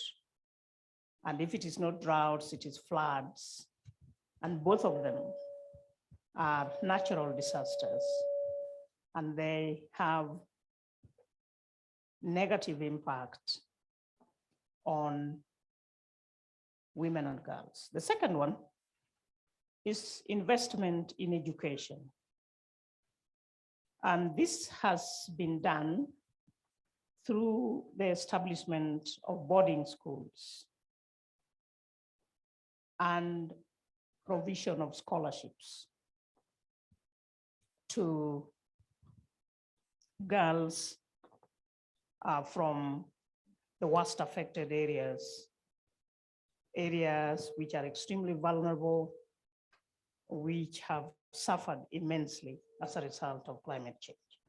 You see, if we have drought, mainly drought, and to some extent floods, families and communities move in search of pasture and food, as well as water. Usually, it's the women and girls who are left behind. And they suffer the risk of GBV as a result of climate change. And that is the reason why the government has established boarding schools and has offered scholarships to girls in these communities. The third area of investment is water points. The water points, and we all know that the traditional role of fetching water, firewood, and all these other reproductive functions of women and girls expose them to the risk of GBV, because they travel long distances in search of water and in search of firewood. And in the process of doing so, they run the risk of being exposed to these criminal activities. Another set of investment by the government is the provision of mobile clinics to respond to the health needs of women and girls. And this has been done in not only in the arid and semi-arid parts of this country, but also elsewhere. But this is particularly pertinent in the ASAL areas, because these are the areas where people move around. And so these mobile facilities support their health needs. The other one is cash transfer programs, the social protection programs, which alleviate their economic stress, poverty to some degree, and helps restore their dignity. And this is a huge program which the government has put in place, and it is fairly well resourced to address the needs of women and girls. The other investment is in the infrastructure. I'm talking about roads and other services to facilitate mobility, to allow women and girls to move easily, either to escape GBV or to participate in business and to sell their commodities. And among these are the government efforts to provide subsidized fertilizer and also drought resistant crops that can help women in terms of food security and help them also to build resilience. So there are a number of things that the government of the Republic of Kenya has done and continue to do to safeguard women and girls from the risk of GBV and FGM. Thank you. Thank you. Thank you for those remarks. And I know we'll come back and thank you. We'll continue. Ms. Betty Sungura, I understand, is joining us virtually. And if you can hear us, I'll go ahead and ask my question, and then hopefully you can respond. And again, just in the interest of time, you can just try and keep it as succinct as you're able to. Despite progressive legislation and policy frameworks in Kenya, women's ownership, use, and control of natural and productive resources such as land and forests are impeded by discriminatory social cultural norms, which we've heard about, and practices, and these entrench vulnerability and inequity.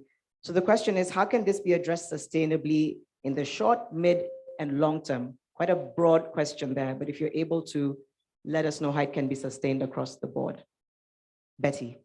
Yeah, thank you very much. And I think I'll start by thanking the PS for actually, through the ministry, hosting this show. Let me say very quickly regarding let me mention very quickly what the National Gender and Equality Commission does. This is a constitutional commission established by the National Gender and Equality Commission Act. And its overall mandate is to promote gender equality and freedom from discrimination for all people in Kenya, with a focus on special interest groups. And that is very important for us in this discourse, because the women then fall under the special interest groups, and they can either be the youth, or they can even be persons with disability, or living in areas where they're marginalized and they're a minority. So those are the special interest groups. And indeed, we have various legal and policy frameworks, actually beginning with the Constitution of Kenya, which actually speaks to non-discrimination against whichever position one is, whether a woman, whether employed or not. Well, basically under Article 27, non-discrimination is loudly espoused. So we have various policy frameworks here.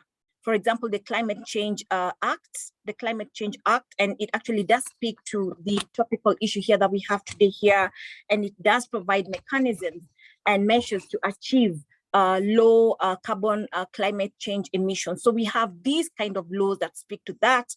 We have the National Climate Change Action Plan as well. These are all already in place to discuss matters of climate change. We have the Agricultural Gender Policy 2021, that again, just alluding to what the Honorable PS has spoken to, again, speaking to matters of agriculture, which do hinge on the vulnerabilities that women go through. And this kind of policy does actually systematically and structurally address gender inequalities.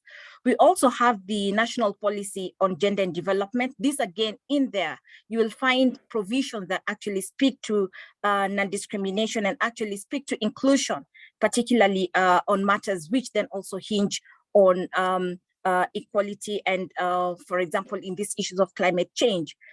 I just want to say that we have various gender norms that do speak to the issues of gender-based violence. For example, we have social tolerance of violent behavior, and I think previous speakers actually did speak to this, where gender-based violence is actually accepted to be a norm. In fact, we have areas where, or communities where, a woman just feels like, well, if I'm not beaten, then I'm not appreciated. And those are some of the issues that we're trying to desocialize against these communities. We have traditional gender-based division of labor, and you find that the woman is actually left to deal more with the bigger equation, even regardless of the adversities of weather. They're the ones to look for the water, and the PS has actually spoken and alluded to some of these issues, that the ones to till, that the ones to deal with all those domestic chores, which are actually, again, gender aligned. So you find within that space, again, they can be violated. Again, we have preferences relating to girls and women's education. Again, we know education is actually one core area where we can have empowerment and people can know how to access various economic available resources in order to even fight certain barriers which are actually caused by climate change. And therefore, and all this have actually been spoken to regarding the policies which are in place. And therefore, once we have economic provisions and we have education provided to the woman, you'll find they're empowered and they're able to make decisions right on the spot. And I think later, Judy, I'll be speaking to some of the areas where we work as a commission in trying to ensure that these matters are addressed. Thank you. All right, thank you. Thank you for that, Betty. We hope we can come back and get those summarized points from you later.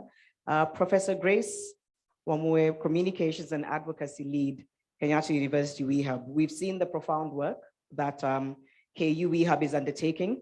And so now we can speak to your personal perspectives. If you can give these to us summarized, how exactly has climate change impacted women, girls, and marginalized groups and increased their exposure to GBV? We've heard a lot of the experts speak on it. From a personal perspective, what have you seen? Thank you so much. I think, speaking from the heart, I have heard of two words that have been, resonating in this room about women's increased vulnerabilities. And I think I want to start by asking, why are women so susceptible to gender-based violence? Why do women go through violence?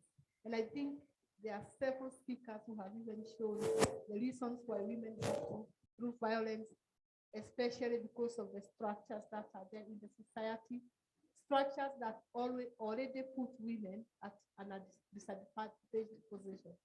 There are also areas of gender inequalities which are already existing within our societies and our families and our communities. And therefore, all these compounded together, including gender discrimination within the community. And I want to say this very briefly. I was thinking seriously about this incident that occurred within Wangari Maathai Road. And I thought, and I kept on, I even asked the members of my family, if it was a man who had this car and had this, motor incident, and we all have these motor incidences, especially with the border riders or with other fellow drivers, what do you think would have happened? I asked the male members in my family, what do you think would have happened? And one of them said, men would stand out and start fighting. Men would stand up and start arguing. So what happens when men and men, clash each other on our highways? But you see, the structure of the society, women are already predisposed to violence because of the perceptions that we have about women, the perceptions that, and even when we talk of women, I also think we need to understand that women are not a homogeneous group. I also thought again, if I was the one driving, this was a young girl, if I was the one in that car and a motorist hit my car, would I also have been stripped naked? So these are all the questions that we may have to keep on asking. What about if it was even an elder woman or even a woman in senior position, like my colleague here? If you are the one who was driving and then you hit that border man, would he also maybe strip you naked? So I think all these dynamics, we have to understand them, which continue keeping women or making women vulnerable to gender-based violence, and at the individual level, also at the relationship level. I think we have had a lot of intimate partner violence. What are the structures within our families? What are the structures within our societies and also within our communities? And I think we have done a lot on policy. And I think this is what we are hearing from the government. The last speaker has just said that. But I think now, even policies, when our perceptions of women and perceptions of GBV are so disoriented with what we are having, then such incidences are likely to increase. And the last thing I want to say is that now, already women, their gender roles, especially in the household, the structures that they operate in to earn a livelihood, climate shocks marginalize them further. women have to look for so many issues. They have to look for food. They have to look for even water, especially. And already they are stressed. So climate shock overstretches them, and therefore they become more susceptible to gender-based violence. Thank you. Thank you. Thank you for pointing out the different ways in which we can't really tell what the reactions would be in the incident that you mentioned. Dr. Carol Ajema, we now move to the youth constituents. They're a vast majority of Kenya's population. We know that. They have increasing awareness on social and environmental issues. What roles can they play in ending GBV, overcoming vulnerabilities, and creating a climate resilient future? Thanks, Janet. And just echoing what the other panelists have said. And as I'm seated here, I would like us to paint a picture of this young person, because you're saying they constitute the majority, and ideally majority should translate to voice, should translate to power, should translate to influence. But is that the case? I don't think so. And we are looking at the vulnerabilities to GBV in the midst of these climatic changes that are happening. So the image I would want us to paint is of this young person whose parents are relying on natural resources to cater for their family in terms of education, in terms of their sustenance, in terms of their health, that when someone falls sick, they can sell a chicken and go to the clinic. If someone wants to go to school, they can sell off one of the assets and the children go to school. In the midst of all these disruptions climatically, we know that there are parents who will tell this young person, study hard so that you become better than myself. But when they look at the frustration their parents are going through to ensure that they go to school, are they really motivated? I don't think so.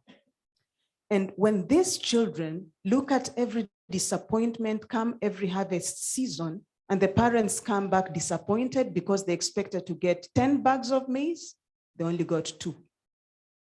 That means even stress levels at the family level go high. So this child or this young person gets to witness the IPV and GBV we are talking about at home. How do we expect them to have hope for the future? So that is the kind of image I would really want us to look into. As you're saying, climate issues cannot be isolated in the GBV discussion. We quite commend the efforts that the government of Kenya has made towards those 12 commitments in eradicating GBV. What we are looking at is different actors have a role to play to ensure that our young people understand their role in being able to champion for resilience mechanisms and also protecting the environment. Currently, we know that most of these young people are working within sectors that are not protected.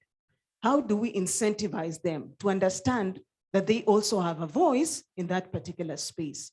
So for me, when I'm looking at matters, vulnerability and the young people, this is not a conversation where we invite them. This is a conversation where we include them deliberately. Looking at those who are in school, how do we make them start thinking about the importance of planting those trees that we've been talking about like forever, yet the adults don't see the importance of planting trees. We are busy buying lands all over the place, meaning the adults' priorities are on assets like houses, and the young people are being told to plant trees. The agenda is so conflicted. So how do we bring the young people on the decision-making tables so that then they understand it is not just about their numbers, but it is their voice that is required to bring forth change. And when they do that, then the agenda will shift. So their voice really is key. And for me, it's so much not just looking at the young people from age 15 upwards. Even that 3-year-old should be able to start to understand the impact of this particular climatic changes that we are seeing. And just lastly, Janet, if you allow, I would look at it in the context of we shift the agenda based on the season we are in. Currently in Kenya, we are focused on the politicking that is happening. How do we make even the young people who are aspiring to be leaders be able to prioritize that one of their mandates would be able to shift the discourse around climate change, and also be able to look at GBV as one of the things that has arises because of all these frustrations that we are seeing world over. Thank you. Thank you. Thank you. We were recently at a campus, and I'll come back and share a lot of what you've said resonates on ground, allowing their voices to be heard, a lot of them feeling disenfranchised, but I'll share that as we wind up. Ms. Mucha Mlingo, Chair, Gender Sector Board, Kenya Private Sector Alliance. It's also great to see the private sector step in a big way in these conversations. It's been a long time coming, I think. And so it's fantastic, even hearing Zuhura earlier. So, you know, you're critical in implementing initiatives. Tell us a little bit about how the public and private sectors are working together on preventive and protective policies. Where do you see the pain points and how can they be addressed? So this is sort of like a 3-in-1 question, but what are you observing so far and the pain points that need to be immediately addressed? Thank you. Thank you very much. I'm really delighted to be here and to participate in this conversation. KEPSA is the apex body of the private sector. So we represent the private sector and come together as one voice as we interact with government and all other stakeholders. And I think as you've rightly said, it is crucial that we are part of this conversation. A gender-based violence-free private sector actually encourages ethical business environment and encourages the sector members to conduct business in a manner that is beneficial to society and business interests. One of the things Zuhura mentioned as she was doing her presentation was the idea that ultimately gender-based violence has an impact on productivity. So for the benefit of the private sector individuals, private sector players who may not necessarily look at this from a what is right perspective, it's great to highlight, or it's important to highlight, that it actually has bottom line impacts. And this is why it's an important conversation for us to be part of. So you asked me what we are doing at KEPSA and how we are working together with government. So allow me to just share briefly. I had so much, but I'll pick on some key things that I would share. So I lead the Gender Sector Board, and as the Gender Sector Board, really our mandate is to ensure a conducive environment for women in the private sector. And the Gender Sector Board, under Generation Equality Forum Action Coalition for GBV, and in partnership with the Bill and Melinda Gates Foundation, is currently undertaking a GBV advocacy program in the private sector. This intervention is in line with an aim of creating an enabling environment, as I mentioned, for the elimination of GBV, scaling up evidence-driven prevention programming and accessible services for survivors through private sector intervention. The Bill and Melinda Gates Foundation supported us in the survey that Zuhura mentioned. And I won't go through what she already said so that I don't duplicate what we've already shared. And what that has done is it has given us insight on the basis of the recommendations that came through from that survey, so that the interventions or the suggestions moving forward aren't just theoretical, but they're based on what we have seen on the ground. In order to really push forward this work, in 2021, we, as part of the Gender Sector Board, introduced the Gender-Based Violence and Mental Health Subcommittee. So the Gender Sector Board works with subcommittees, and Zuhura, as you heard, is the chair of this subcommittee. And they're really responsible for coordinating and championing gender-based violence and mental health management in response in the private sector, especially during the COVID pandemic. And what we did was we had a number of interventions, a number of programs, starting with an inaugural webinar, really looking at the link between mental health and gender-based violence and initiatives that we could roll out. In all of our programming, we look to see who the various stakeholders are. Earlier, a comment was made about issues of reporting when it comes to gender-based violence. I have a close friend who went through an incident herself, and I was horrified what happened when we went to the police station, for example. And so we're bringing all stakeholders to be part of the conversation on how we ensure that the environment is conducive, you know, so that when an incident happens, a woman is able to freely go and share what she has experienced. In my instance, when we were engaging with this police officer, and the individual in question mentioned that this was the first time, the police officer said to her and mentioned, sorry, that this was not the first time. And as I was deliberating on the fact that I hadn't known about it, the police officer said that she was a very good wife because she hadn't reported previously. And I just thought, wow. And this is someone who is receiving a complaint. So as the private sector, the apex body of the private sector, our role is to really bring all these players to the table so we can have conversations about ensuring that we have a conducive environment for women who are suffering from gender-based violence.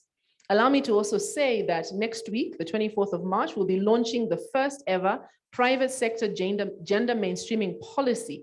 And this has been developed through a stakeholder consultative process with the aim to really provide practical guidelines, because some of these areas are very murky and organizations aren't quite sure what step to take. It can be very overwhelming.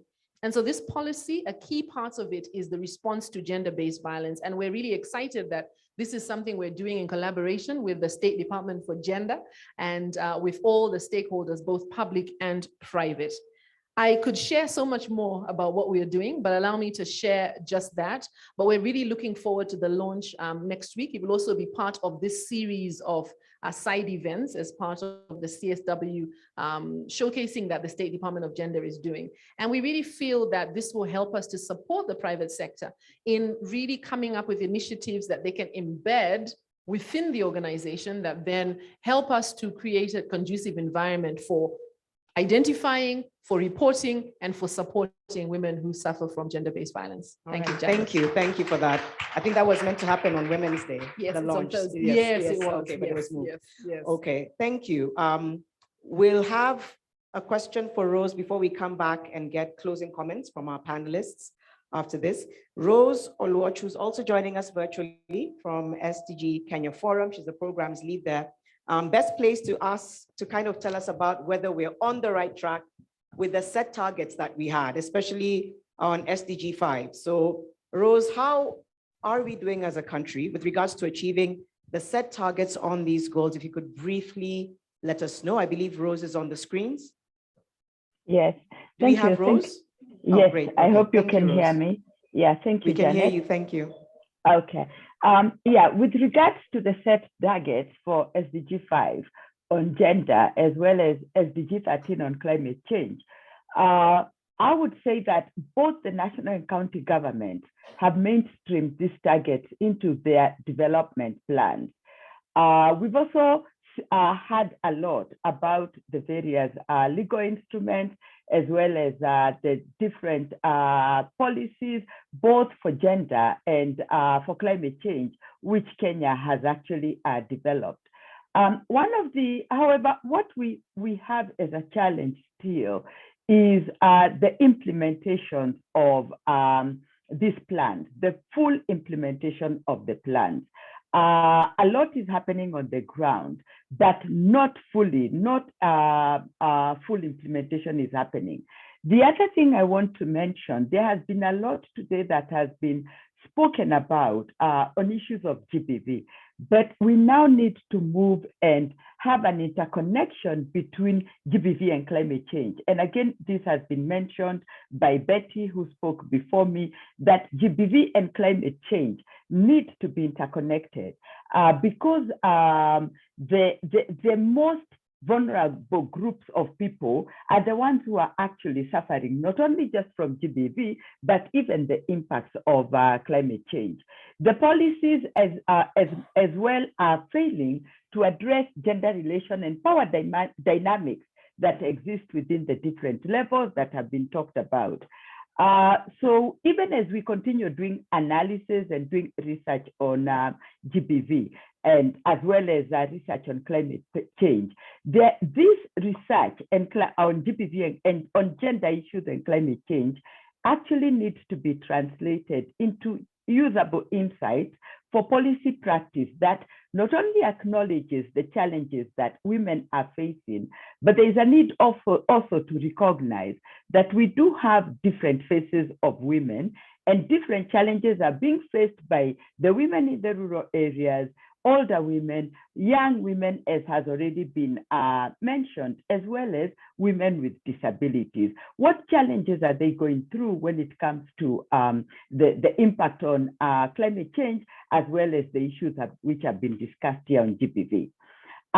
One of the things I also want to mention is that currently, since the country is working on the 4th medium plan, and soon we'll also have the counties implementing the new CIDPs, County Integrated Development Plans. For us to be able to fully achieve the targets under Goal 5, as well as the targets under Goal 3, it is important to ensure that these two critical documents mainstream gender and climate issues, as well as put in place an implementation framework that is going to put into consideration gender-sensitive adaptation strategies. Yeah, that way, when we are looking at the next 7 years of implementing SDGs, we are in line with ensuring that we are going to be able to achieve the targets which have been set under SDG 5, as well as also the targets which have been set under SDG 13. Thank you, Janet. And I'll come back and talk later deeper more about those targets. Thank you. All right, thank you. Thank you for that, Rose. Thank you for helping us take stock. We're now coming to the closing remarks. And as we do that, I'll also throw in some questions that have come from the public so that you can all see how to integrate them in your responses. And they seem to be centered around certain themes. One of them is, if we have innovative ideas, somebody says here, there's a colleague who's worked on a platform that will provide data on GBV, tracking and monitoring of cases. How can they reach the government? So I think that's for Honorable PS. But there's also, how can we better involve young people? And maybe that also speaks to what Carol was saying. They have great ideas and innovation. Are there ways to engage the youth? And finally is, how can we better engage men? Those are the sort of like the main questions that have come from the public. And so as we come around to get closing remarks, is to also see who can best respond to that. And so, Honorable Professor, we'll begin with you. And as we mentioned, there's a lot that the government has done. I think when I think about having myself been in the space of media and reporting on these issues, and then reflecting on 10+ years, I have seen, you know, the way that there's a lot more innovation and policy. And yet, how can we scale that to the point where on the ground there's an uptake, it's being implemented in a way that people feel they can carry forward? The policies are there, as I mentioned, whether it's the specialized court, whether it's policy around safe houses, etc. How can we actually achieve the goals set from the policies that the government designs, and how can we scale that? Thank you very much, Janet. I appreciate the interventions about the nexus between climate change and GBV, broadly conceived gender equality and the empowerment of women. The policies, legal frameworks, institutional arrangements, those are there. We have various structures that have been set up to focus primarily on GBV and FGM. We have a number of policies which are currently under implementation. And the thing about GBV, as with gender equality and women's empowerment, is that this is multi-sectoral, multi-agency. There is no single organization or institution that can confront this issue alone. And that is why each and every speaker in this room and outside has emphasized the need for partnership, collaboration between state and non-state actors. That is the only way to address it. And at all levels, at the national level, at the county level, at the community level, we have to work together. We have to strengthen our institutions, we have to ensure that our interventions are innovative, creative, and we must involve men. There is no way you can address GBV effectively,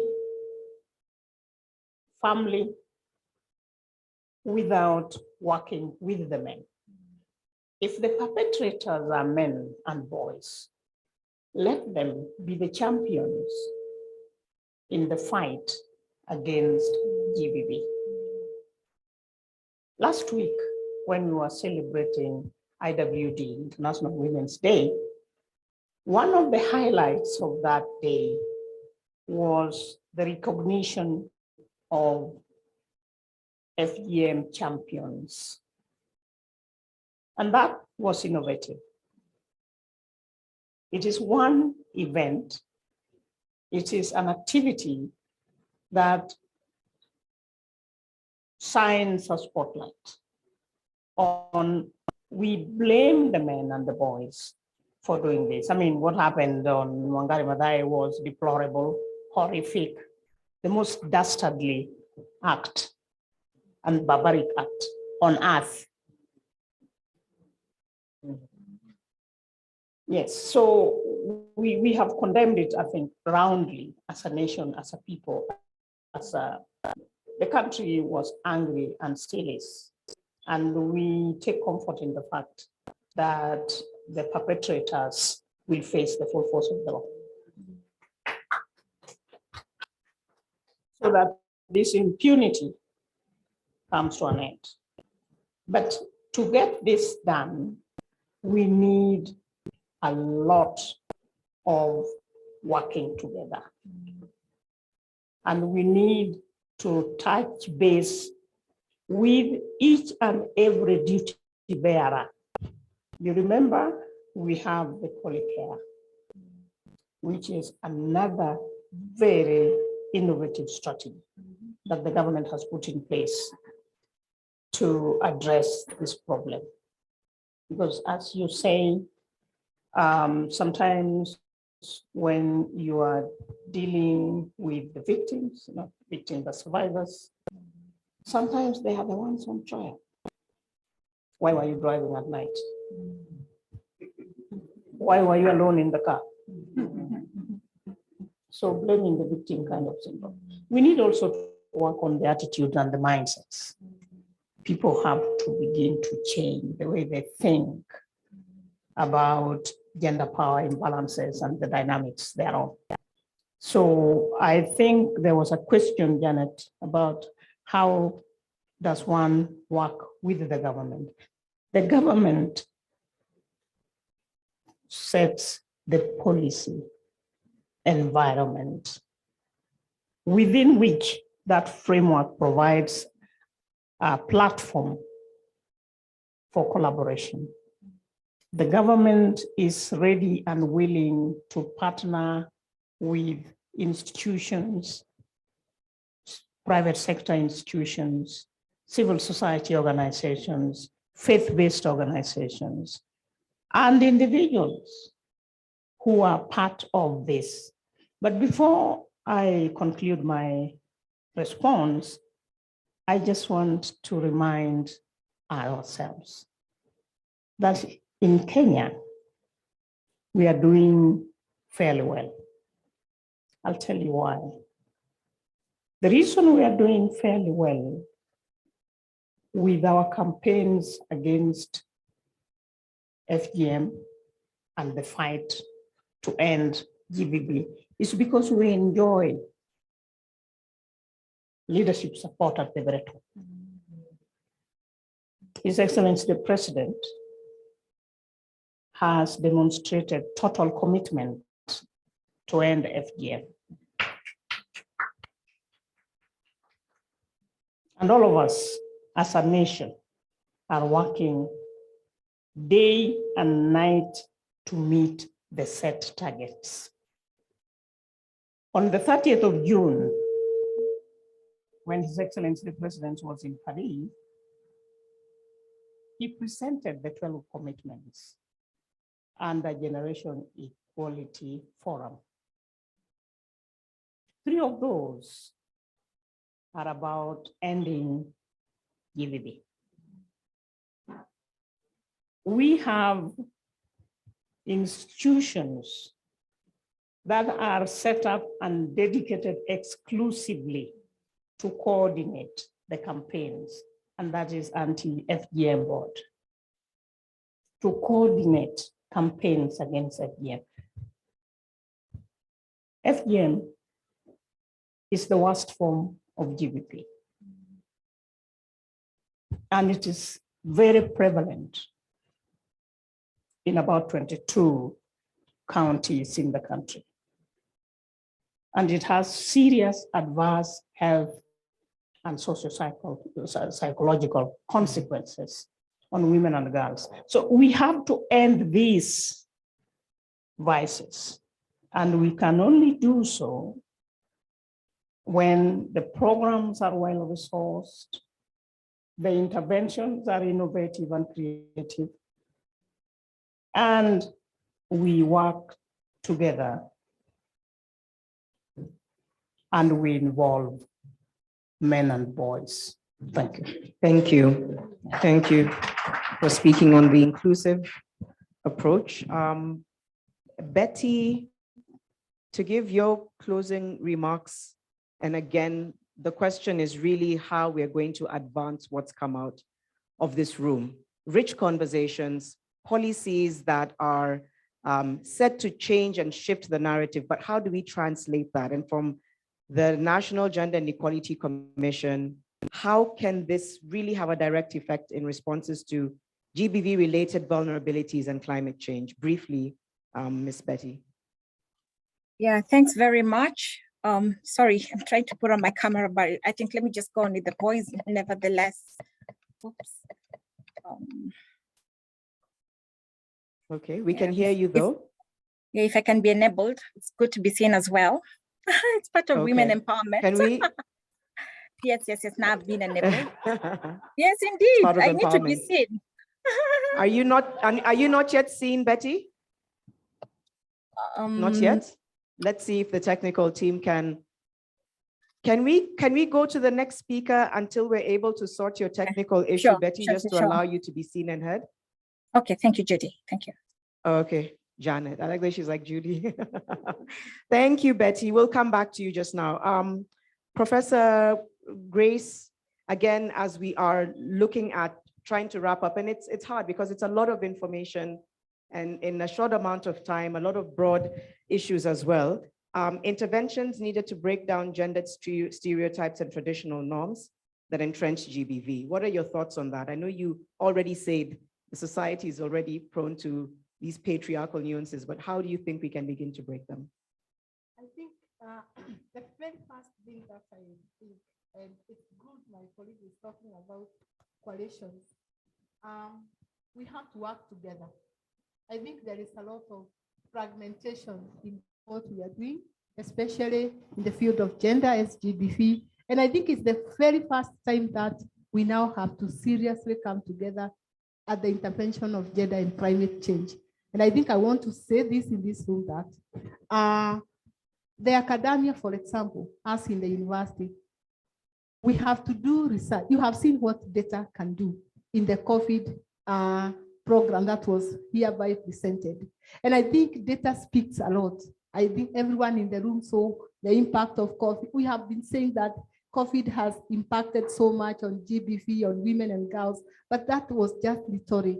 When you see the numbers, when you see the statistics, when you see the data, that alone can inform even a lot of our action.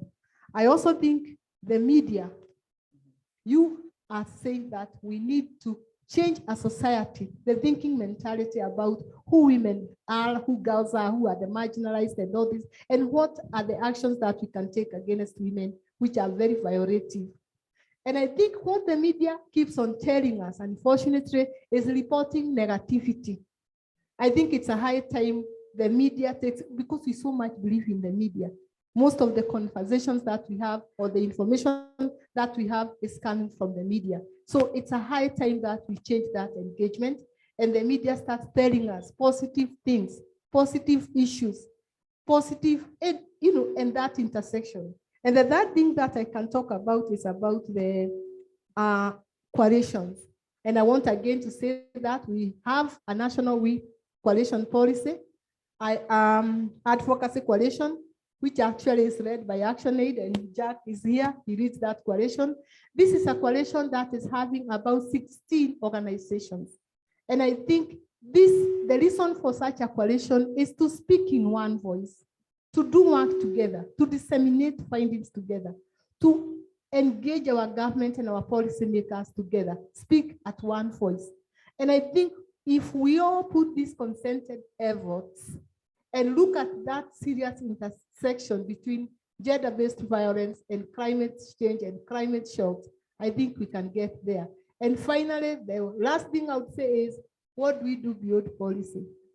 I think our government has a lot of good policies. I've read these policies, and I think if another institutions, the private sector is coming up with policies, all our institutions have policies, including the institutions of higher learning, but surely is policy enough? What do? We start now talking, walking the talk, and move beyond policy into action. Thank you. Right, into implementation. Thank you, Professor Grace Somwe. Dr. Carol Ajema, again, speaking to the youth angle and also just in terms of policies, much as what the professor said. Not long ago, we went to one of the universities with the Gender Equality Director for Better for Kenya, Ashley, which is the corner of the room. And we talked about the 12 commitments and we said, who in the room knows? And nobody raised their hand. These are campus students. Who knows about the specialized GBV court? Silence. Who knows about polycare? It was a bit frightening, but it's also a reality check into what the professor has just said. How are we translating all this incredible work to be felt? We can make all the noise we want. Part of what we do is using influencer engagement, which is another powerful tool, or social media. But at a really critical level, how can we begin to shift it from the policies to, even though people are still pushing back, saying not enough is being done, we know a lot is being done in this space. How can we begin to dissect that and strengthen enhancement of knowledge and capacity for youth to feel like they can be involved? You've just talked about it, but how do we do it? I think I'll just tie it up to the discussion we're having around GBV, climate change, and the youth. And here we're looking at the youth not just being the victims of the things you're talking about, but they also are the solution givers to some extent. But to what extent have we empowered them in terms of access to information and resources? Because even if they continue having the numbers they have, minus access to these two things, really, they'll continue being unheard. So it's for us to be deliberate in looking at, for the different areas that affect this particular young person, what do we need to do to address the gap in information? If it's an access of resource issue, is it a financial issue that is of concern? How do we ensure that the financial institutions are able to come up with products that respond to these young people who are coming up with solutions? When we look at education as a sector, what are those strategies that that sector can put into consideration to cater for the needs, the emerging needs of this particular young people, so that then they not only just go through the education pathway, but they translate whatever they are learning into designing the solutions that we need in this generation. So to answer your question, what I will say is that the different players need to develop mechanisms where we're able to build the agency and decision-making power of these young people. It's no longer for them just to be seen, we need them to be heard as well in the different spaces. And just listening into Mucha and the private sector engagement, I'm like, how do we make that sector also so inclusive and responsive to these young people who consider the government, say, for example, flooded in terms of workforce? When we look at the government, we really commend the investments that have been made in government. How do we then join hands with them to be able to bring the policies that the government is putting into place into reality? And lastly, just speaking to the researchers in the room, because they also constitute part of the members of these coalitions that we've made mention of, I think it's time for us to stop engaging with this extractive kind of research. We go to the youth, collect information, and we will visit them back when we are coming to disseminate. But we don't go to them to find out what is the problem, what is the root cause, what has been tried out and failed, and what do they consider as an alternative to what had been previously tried out. Because when we involve them in identifying the problem and in designing solutions, then they will own. But if we continue the way we have in some of the sectors, then they will sit and disengage from some of the policies. And maybe that's why we're in that space, but there's too much policy, but they really don't relate to this because none really reached out to them. So we need to be deliberate in reaching out to them, in designing the projects with them, and also building their ability to be accountable partners, because they have a role to hold us as stakeholders and the government accountable. Thank you. Thank you. Yes, they do. A role and a huge voice. Thank you. Mucha, we can come to you, then we'll go to Rose and finally Betty. By then, I hope we'll have been able to get you on screen. But Mucha, again, there is a resounding appreciation for the private sector, even the policy, I think the first of its kind that's going to be launched on the 24th. Yes. So what mechanisms then can be used by private sector to advance gender equality, promote sustainable and safe environments across sectors? Because we heard a lot of the reports of the workspaces being largely unsafe for female employees. What are your thoughts on that? So thank you very much again for that question. And allow me to say that we believe that first and foremost, this policy that we're launching is a step in the right direction, because what it does is provides a framework. And I really like the point you made about policies and no action after. Our policy is built in with action. And as we launch next week, the work begins at the launch, as we then begin to support our private sector members as they look to embed this policy within their organizations. So let me very quickly give you an overview of the policy. It has 7 points, and I'm just going to introduce each element quickly. And then I want to speak to the question around the youth, because there is work we're doing within KEPSA for that. So the 7-point gender mainstreaming agenda, point number 1, gender mainstreaming as a part of organizational strategy. So the focus of gender mainstreaming must be anchored at the company's board and executive level to ensure support across the organization. Point number 2, support women and other marginalized groups in the workforce, business associations, and leadership. Private sector companies should strive to foster diversity and inclusion across all levels to promote the transformation of corporate and business culture. Number 3, adopt and implement gender-responsive policies in the workplace.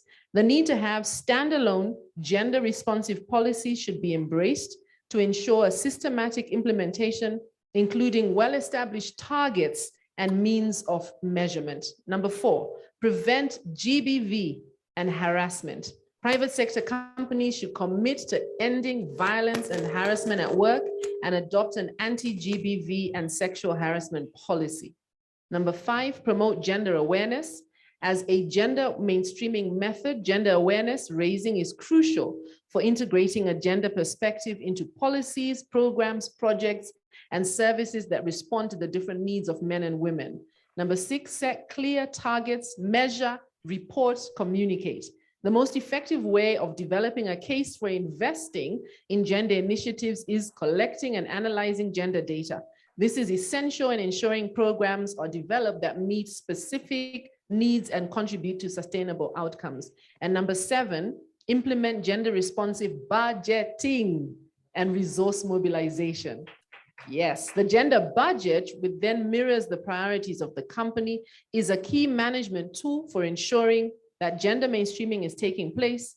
Integrating gender into budgets will be need-driven and within the fiscal budgeting framework of the organization. So that quickly is the 7-point framework that we are proposing for the private sector. And we really believe this is the beginning. It is the first time the private sector has had. This is one of those areas where government has been leading and the private sector has been lagging behind, but we are catching up. We are catching up as a result of collaboration. And you're right, that it's collaboration all the way. So this policy has been, developed out of collaboration across the private sector, but also with the public sector and borrowing from best practices that we have seen there. I think that what's important then, beyond the launch of the policy next week, is what's next. And so what we're going to be doing as the Gender Sector Board is really supporting organizations, the private sector, to see how to implement. And sometimes everything seems like so much. So the idea is start where you are. For the smaller members of KEPSA, we'll be encouraging them to start somewhere. Start with 1 point of the 7, even as we support those who are able to implement all 7. So we'll be looking to roll out, sensitization and getting our members to actually sign up and really champion this policy as they implement it. I want to come quickly to the point about the youth. As KEPSA is set up and led by sector boards, and the sector boards mirror the ministries. And so we actually have a sector board that is ICT and youth, and it is very active. They actually engage with the government, work closely with the government, and really look to see how to empower youth. So I would encourage any young people who do want to get involved and start sharing the ideas they have to actually join KEPSA. And joining KEPSA is not just for the big boys. It's not just for the large organizations. KEPSA is made up of the corporates, but it's also made up of business support organizations. So as a young person, you can be a member of a business support organization or a member of a youth organization. And by virtue of them being a member of KEPSA, you have full and complete access to KEPSA, and you can fully engage with KEPSA. On the question about collaborating with government, again, that is one of the roles that KEPSA has. And so I would also say those who have those great ideas, who they feel would like to be on a platform, we engage with government and we can support with that. I really agree with the sentiment here that, as the African proverb says, if you want to go far, go together. There's too much work that's being done in our silos, and it's time for us to actually pull together and work together and, really capitalize on the goodwill that exists right now to actually really move forward. Yeah, thank you. The goodwill and the momentum that is currently there. Thank you for that. And I hope anyone who's listening in the room or online can take up that challenge, that there is a platform that one can access to innovate together, but also to share ideas and grow and enhance knowledge. Rose, STG Forum, Kenya lead. Looking at Kenya's path to post-COVID-19 recovery, what policy and programming shifts are required, especially to lead us to safer, more gender equal and sustainable economy that works for all of us? Briefly, Rose, if you can come on screen and share that with us. Yes, and I hope you can see me on screen, Janet. I think it has been mentioned that we do have enough policies. So in essence, we are not looking to add to more policies. However, there's a need to review most of the policies that we have so that we can address the nexus between gender and climate change. That is important, and that needs to be addressed as well as reviewed. Now, when it comes to programming shifts, one of the things I want to maybe addresses the issue of visibility of women. We need more women in leadership when it comes to resilience building and decision-making spaces that are actually addressing not only post-COVID and recovery, but also climate change. We need women who are making decisions of power when it comes to addressing issues of climate change. Other things that we need to begin looking at when it comes to the program shift is scaling up investments that address gender issues as well as climate adaptation, both at the county level as well as national level. One of the things that we've really been working on in the counties that we are working on is to advocate for gender responsive budgeting, whereby all the counties that we are working on actually addressing issues of gender, as well as putting budgets in place to look at the programs that are affecting women. Of course, the other thing is the need to embrace digital technology. We have seen during this pandemic period, the need for the digital technology. How do we embrace it moving forward? And not only do we embrace it, but how do we use it as a driver for climate change adaptation moving forward? Because where we are at both rural and urban areas, there is a need for us to begin looking at digital technology as a way for us to adapt into the climate, to put in place climate mitigation issues. There's also a need to, and I think that has also been talked about a lot, even not only here, but in other discussions, the strengthening the county government on preparedness and response, not only to future pandemics, but also the climate shocks. Kenya is experiencing climate shocks, and even moving forward, we are still going to end up having more climate shocks. How do we then get more and more prepared to addressing climate shocks, and also not only just addressing them, but using a gender lens as we are addressing climate shocks? Finally, I want to also look at how do we then tackle overall climate change in a sustainable way that will be meaningful when it comes to gender women, as well as other considerations that we need to think about. In terms of gender, we need also to look at what are those other drivers that perhaps we didn't discuss today. There are issues of wealth, there are issues of status, there are issues of ethnicity, there are issues of education. All those issues make critical connections when it comes to looking at climate, looking at gender, as well as looking at issues of social equity. Thank you. Thank you so much for that, Rose. Thank you for shedding light on that. Before we invite Dr. Eric Yagon to give us the closing remarks and vote of thanks, do we have Miss Betty Sungura now on screen? We do. Looks Yes, like we have a thumbs yes, up. I'm Betty. on screen. Yes. Yeah. Okay, please go ahead with your closing remarks. Yeah, thanks very much, Janet. Sorry, I called you Judy. Janet, sorry. Yeah. It's okay. Thank you. So I'll begin with saying that we have Polycare. The National Gender and Equality Commission is strongly involved in the Polycare program. And Her Excellency, the First Lady, did launch it just last year at the Kenya School of Government. This is a one-stop shop that basically is designed to restore dignity to those who have been vulnerable through GBV, and to also ensure that they are given justice. So we are very much involved in the Polycare program.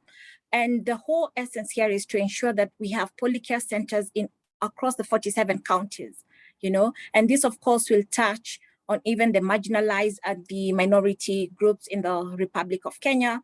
And therefore, because we even know we have the commodification of girls, where many families marry off their girls to replenish their livestock lost during drought. So these are some of the vulnerabilities that people pass through. And therefore, when we have the Polycare centers, definitely will be addressing the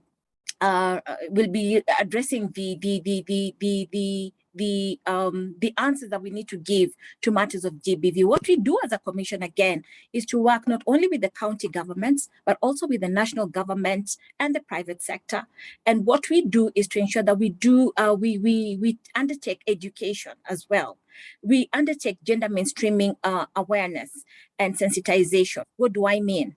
Unless we have, for example, the key stewards of matters of climate change, like, for example, the Ministry of Energy, the Ministry of Environment, having gender indicators in most of their work that they do, embracing gender in their calibration and so on and so forth, then it will then trickle down all the way to implementation at the grassroots level. And therefore, we continue having assessments of public and private bodies on how they have embraced gender mainstreaming. And we do work very closely with the State Department for Gender. At the same time, we also work very closely with the Kenya National Bureau for Statistics. We are currently having the Kenya Demographic and Health Survey, where we also have the gender indicators very strongly embraced.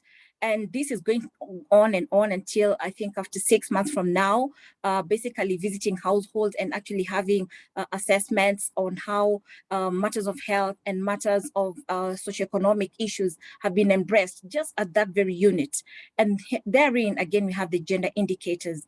We know during the advent of COVID, very many children, we had a lot of child pregnancies. Many of these children, the issue of them then getting back to school was a big clarion call by the government. And what the National Gender and Equality Commission did is to work very closely with all the duty bearers, including even working very closely with the State Department for Gender, and ensuring that indeed that clarion call of having the return back to school, the 100% transition, particularly into secondary school and then into tertiary and other vocational centers, happens. So again, that's very important. Like we know, unless you're empowered through education, then you cannot even stand for your rights. Okay, so that again is something that we really look out for. Again, issues of gender based budgeting, I'm just coming to a close, is something that the Commission does very strongly. We even have publication to that effect. We do educate even the counties regarding gender responsive budgeting, which is very critical. We do auditing as a commission. And one of the things is to ensure that there's access to public procurement, the AGPO. To what extent are the vulnerable communities able to access public procurement in order to have even economic empowerment? Those are some of the issues that we look at as a commission, and we work very closely with both the public and the private sector just to ensure that matters of gender mainstreaming are entrenched within programs and policies. Of course, we know we have various other programs at government level, like the Women Fund, we have the Youth Fund, we have the Cash Transfer Program. Those again, the National Gender and Equality Commission audits and gives advisories to government just to ensure that all the programs that are in place actually do embrace inclusivity and gender mainstreaming. There's a lot more I would talk, Janet, but I know because we're limited for time, I will stop there, and I think I will invite questions even online and be able to answer them and engage both public and private members on how we can work together to ensure that GBV becomes a matter of history. Thank you so much.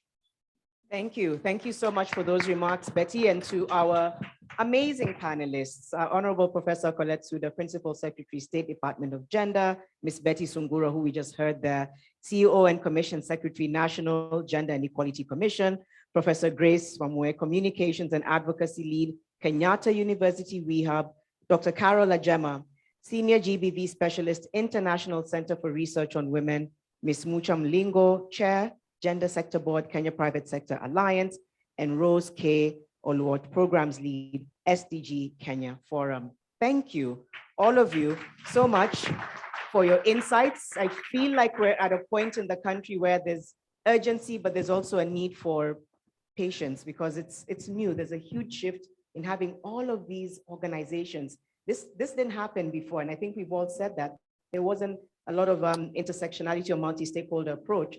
So yes, there's an urgency because GBV is another pandemic, but then it's dancing between the urgency and taking time for progress to take place, right? And I think we cannot say it enough. There's a sentence I like to say, which is, women want to thrive, not survive, because surviving is an attachment to trauma and it's exhausting. And then on top of that, there's climate injustice to contend with. So how are we shifting it to making sure that there's thriving? You know, how are we all playing a part? And how is everyone in this room challenged to do something in their own way? It's not just for these esteemed panelists and all the speakers. It's not just academia. It's not just government and private sector. It's everyone, because when everyone is included, everyone wins. So thank you so much for your thoughts. I can invite you to take your seats as we invite Dr. Eric Yegon to come and give us closing remarks. Let's give them another round of applause. Thank you all so much. Over to you.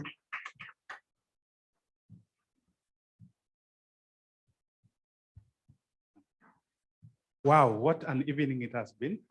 On behalf of the International Center for Research on Women, we are very pleased that you found time to engage us and to share all these experiences.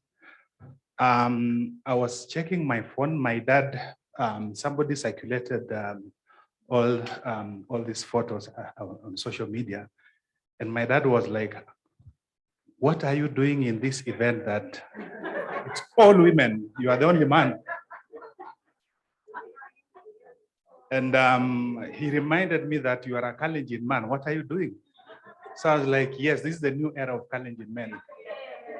That we need to do the right thing.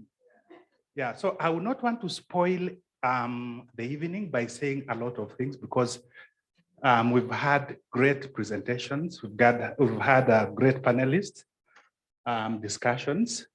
Just to mention that this event is led by the Women Economic Empowerment Community of Practice, which is funded by the Bill and Melinda Gates Foundation. We have a total of 52 organizations who are part of the Women Economic Empowerment Community of Practice. And it's a fairly new program, and we are excited that we've been able to create space for collaboration that has been mentioned a lot here. And we look forward to working with all our partners, especially in the private sector, because we realized that most of the organizations when we started were mostly the non-governmental sector who are working in the public sector. We are very pleased to have KEPSA, CAM, and all the private sector players. We look forward to engaging with you further and making sure that we develop a truly meaningful community of practice for us Kenyans. Yeah, I think that's very, very important. The State Department for Gender, we are pleased to collaborate with you.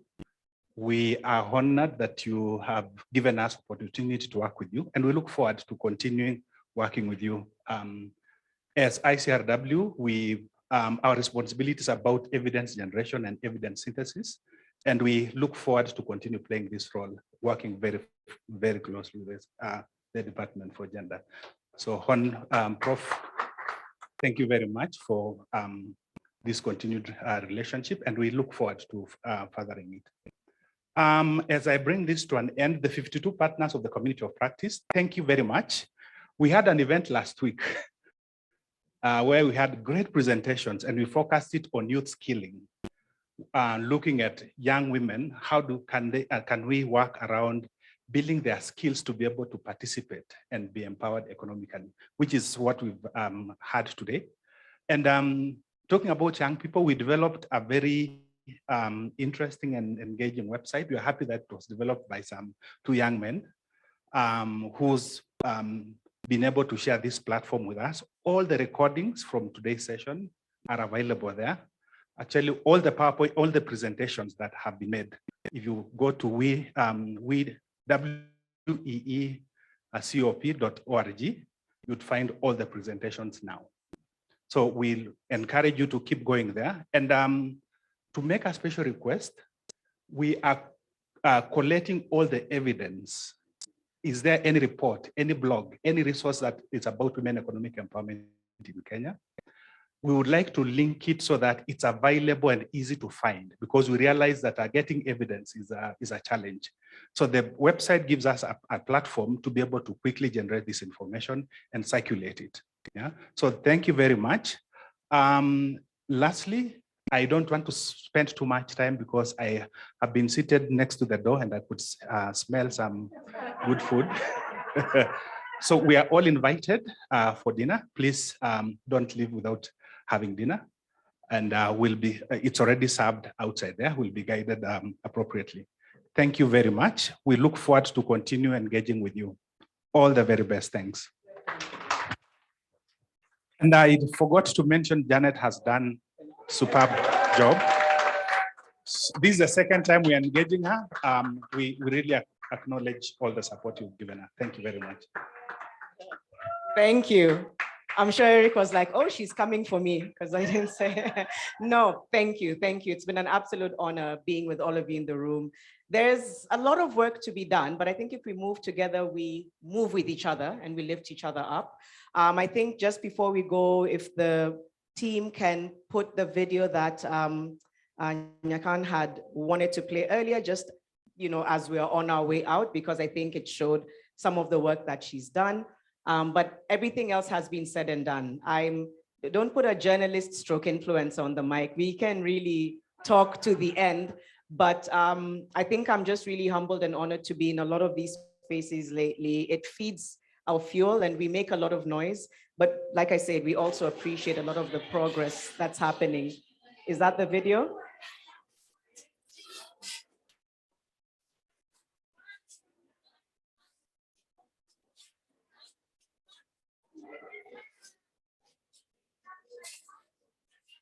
It's a short video. We can just watch it before we leave the room.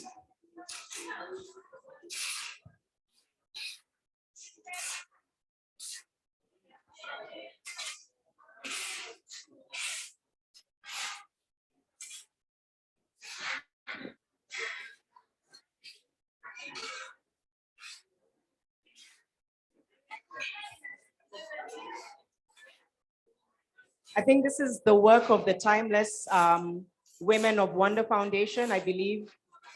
Ms. Nakan, this is what we're seeing is pictures of the work that's done. Okay.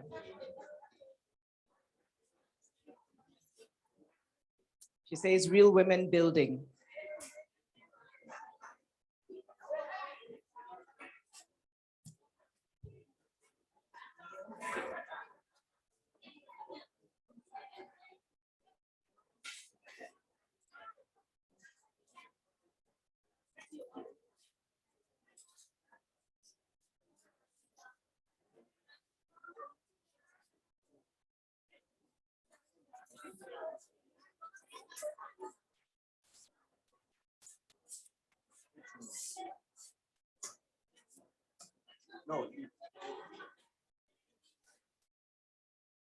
Okay, so that's a snippet of the work. Thank you. Thank you to each and every one of you, the State Department, CSOs, everybody who's been thanked. Let's keep at it. Let's not tire. As we've said, the journey is long, but it started. There's progress. So thank you all. Have a fantastic evening. I've been your host, Janet Bogwa. There's amazing dinner outside. Have a good night. And thank you all for championing gender equality. Thank you.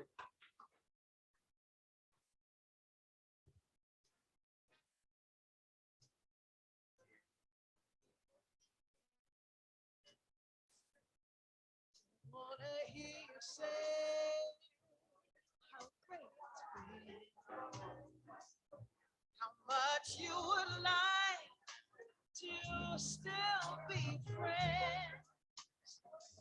Oh, those little white lines. There's no easy way to say goodbye. I know your words are more for you than me. What you want to do is live guilt-free. Always Mr. Nice Guy. There's no easy way to say goodbye. Do we dance a last dance? You holding me tight. Suddenly it no longer feels right.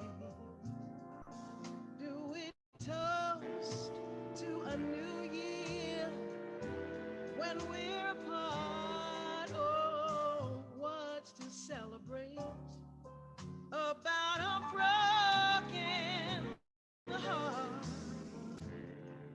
I've been on the other side of the fence.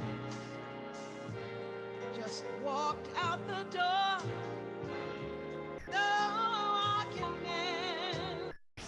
I can still see the hurt in his eyes.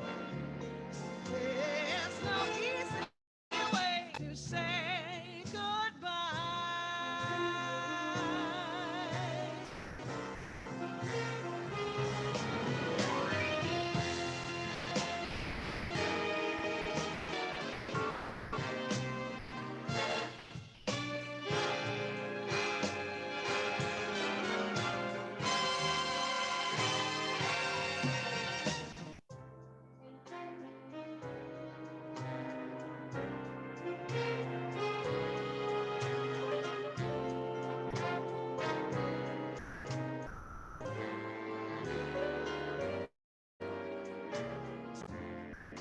wanna hear you say how great it's been, how much you would like to still be friends.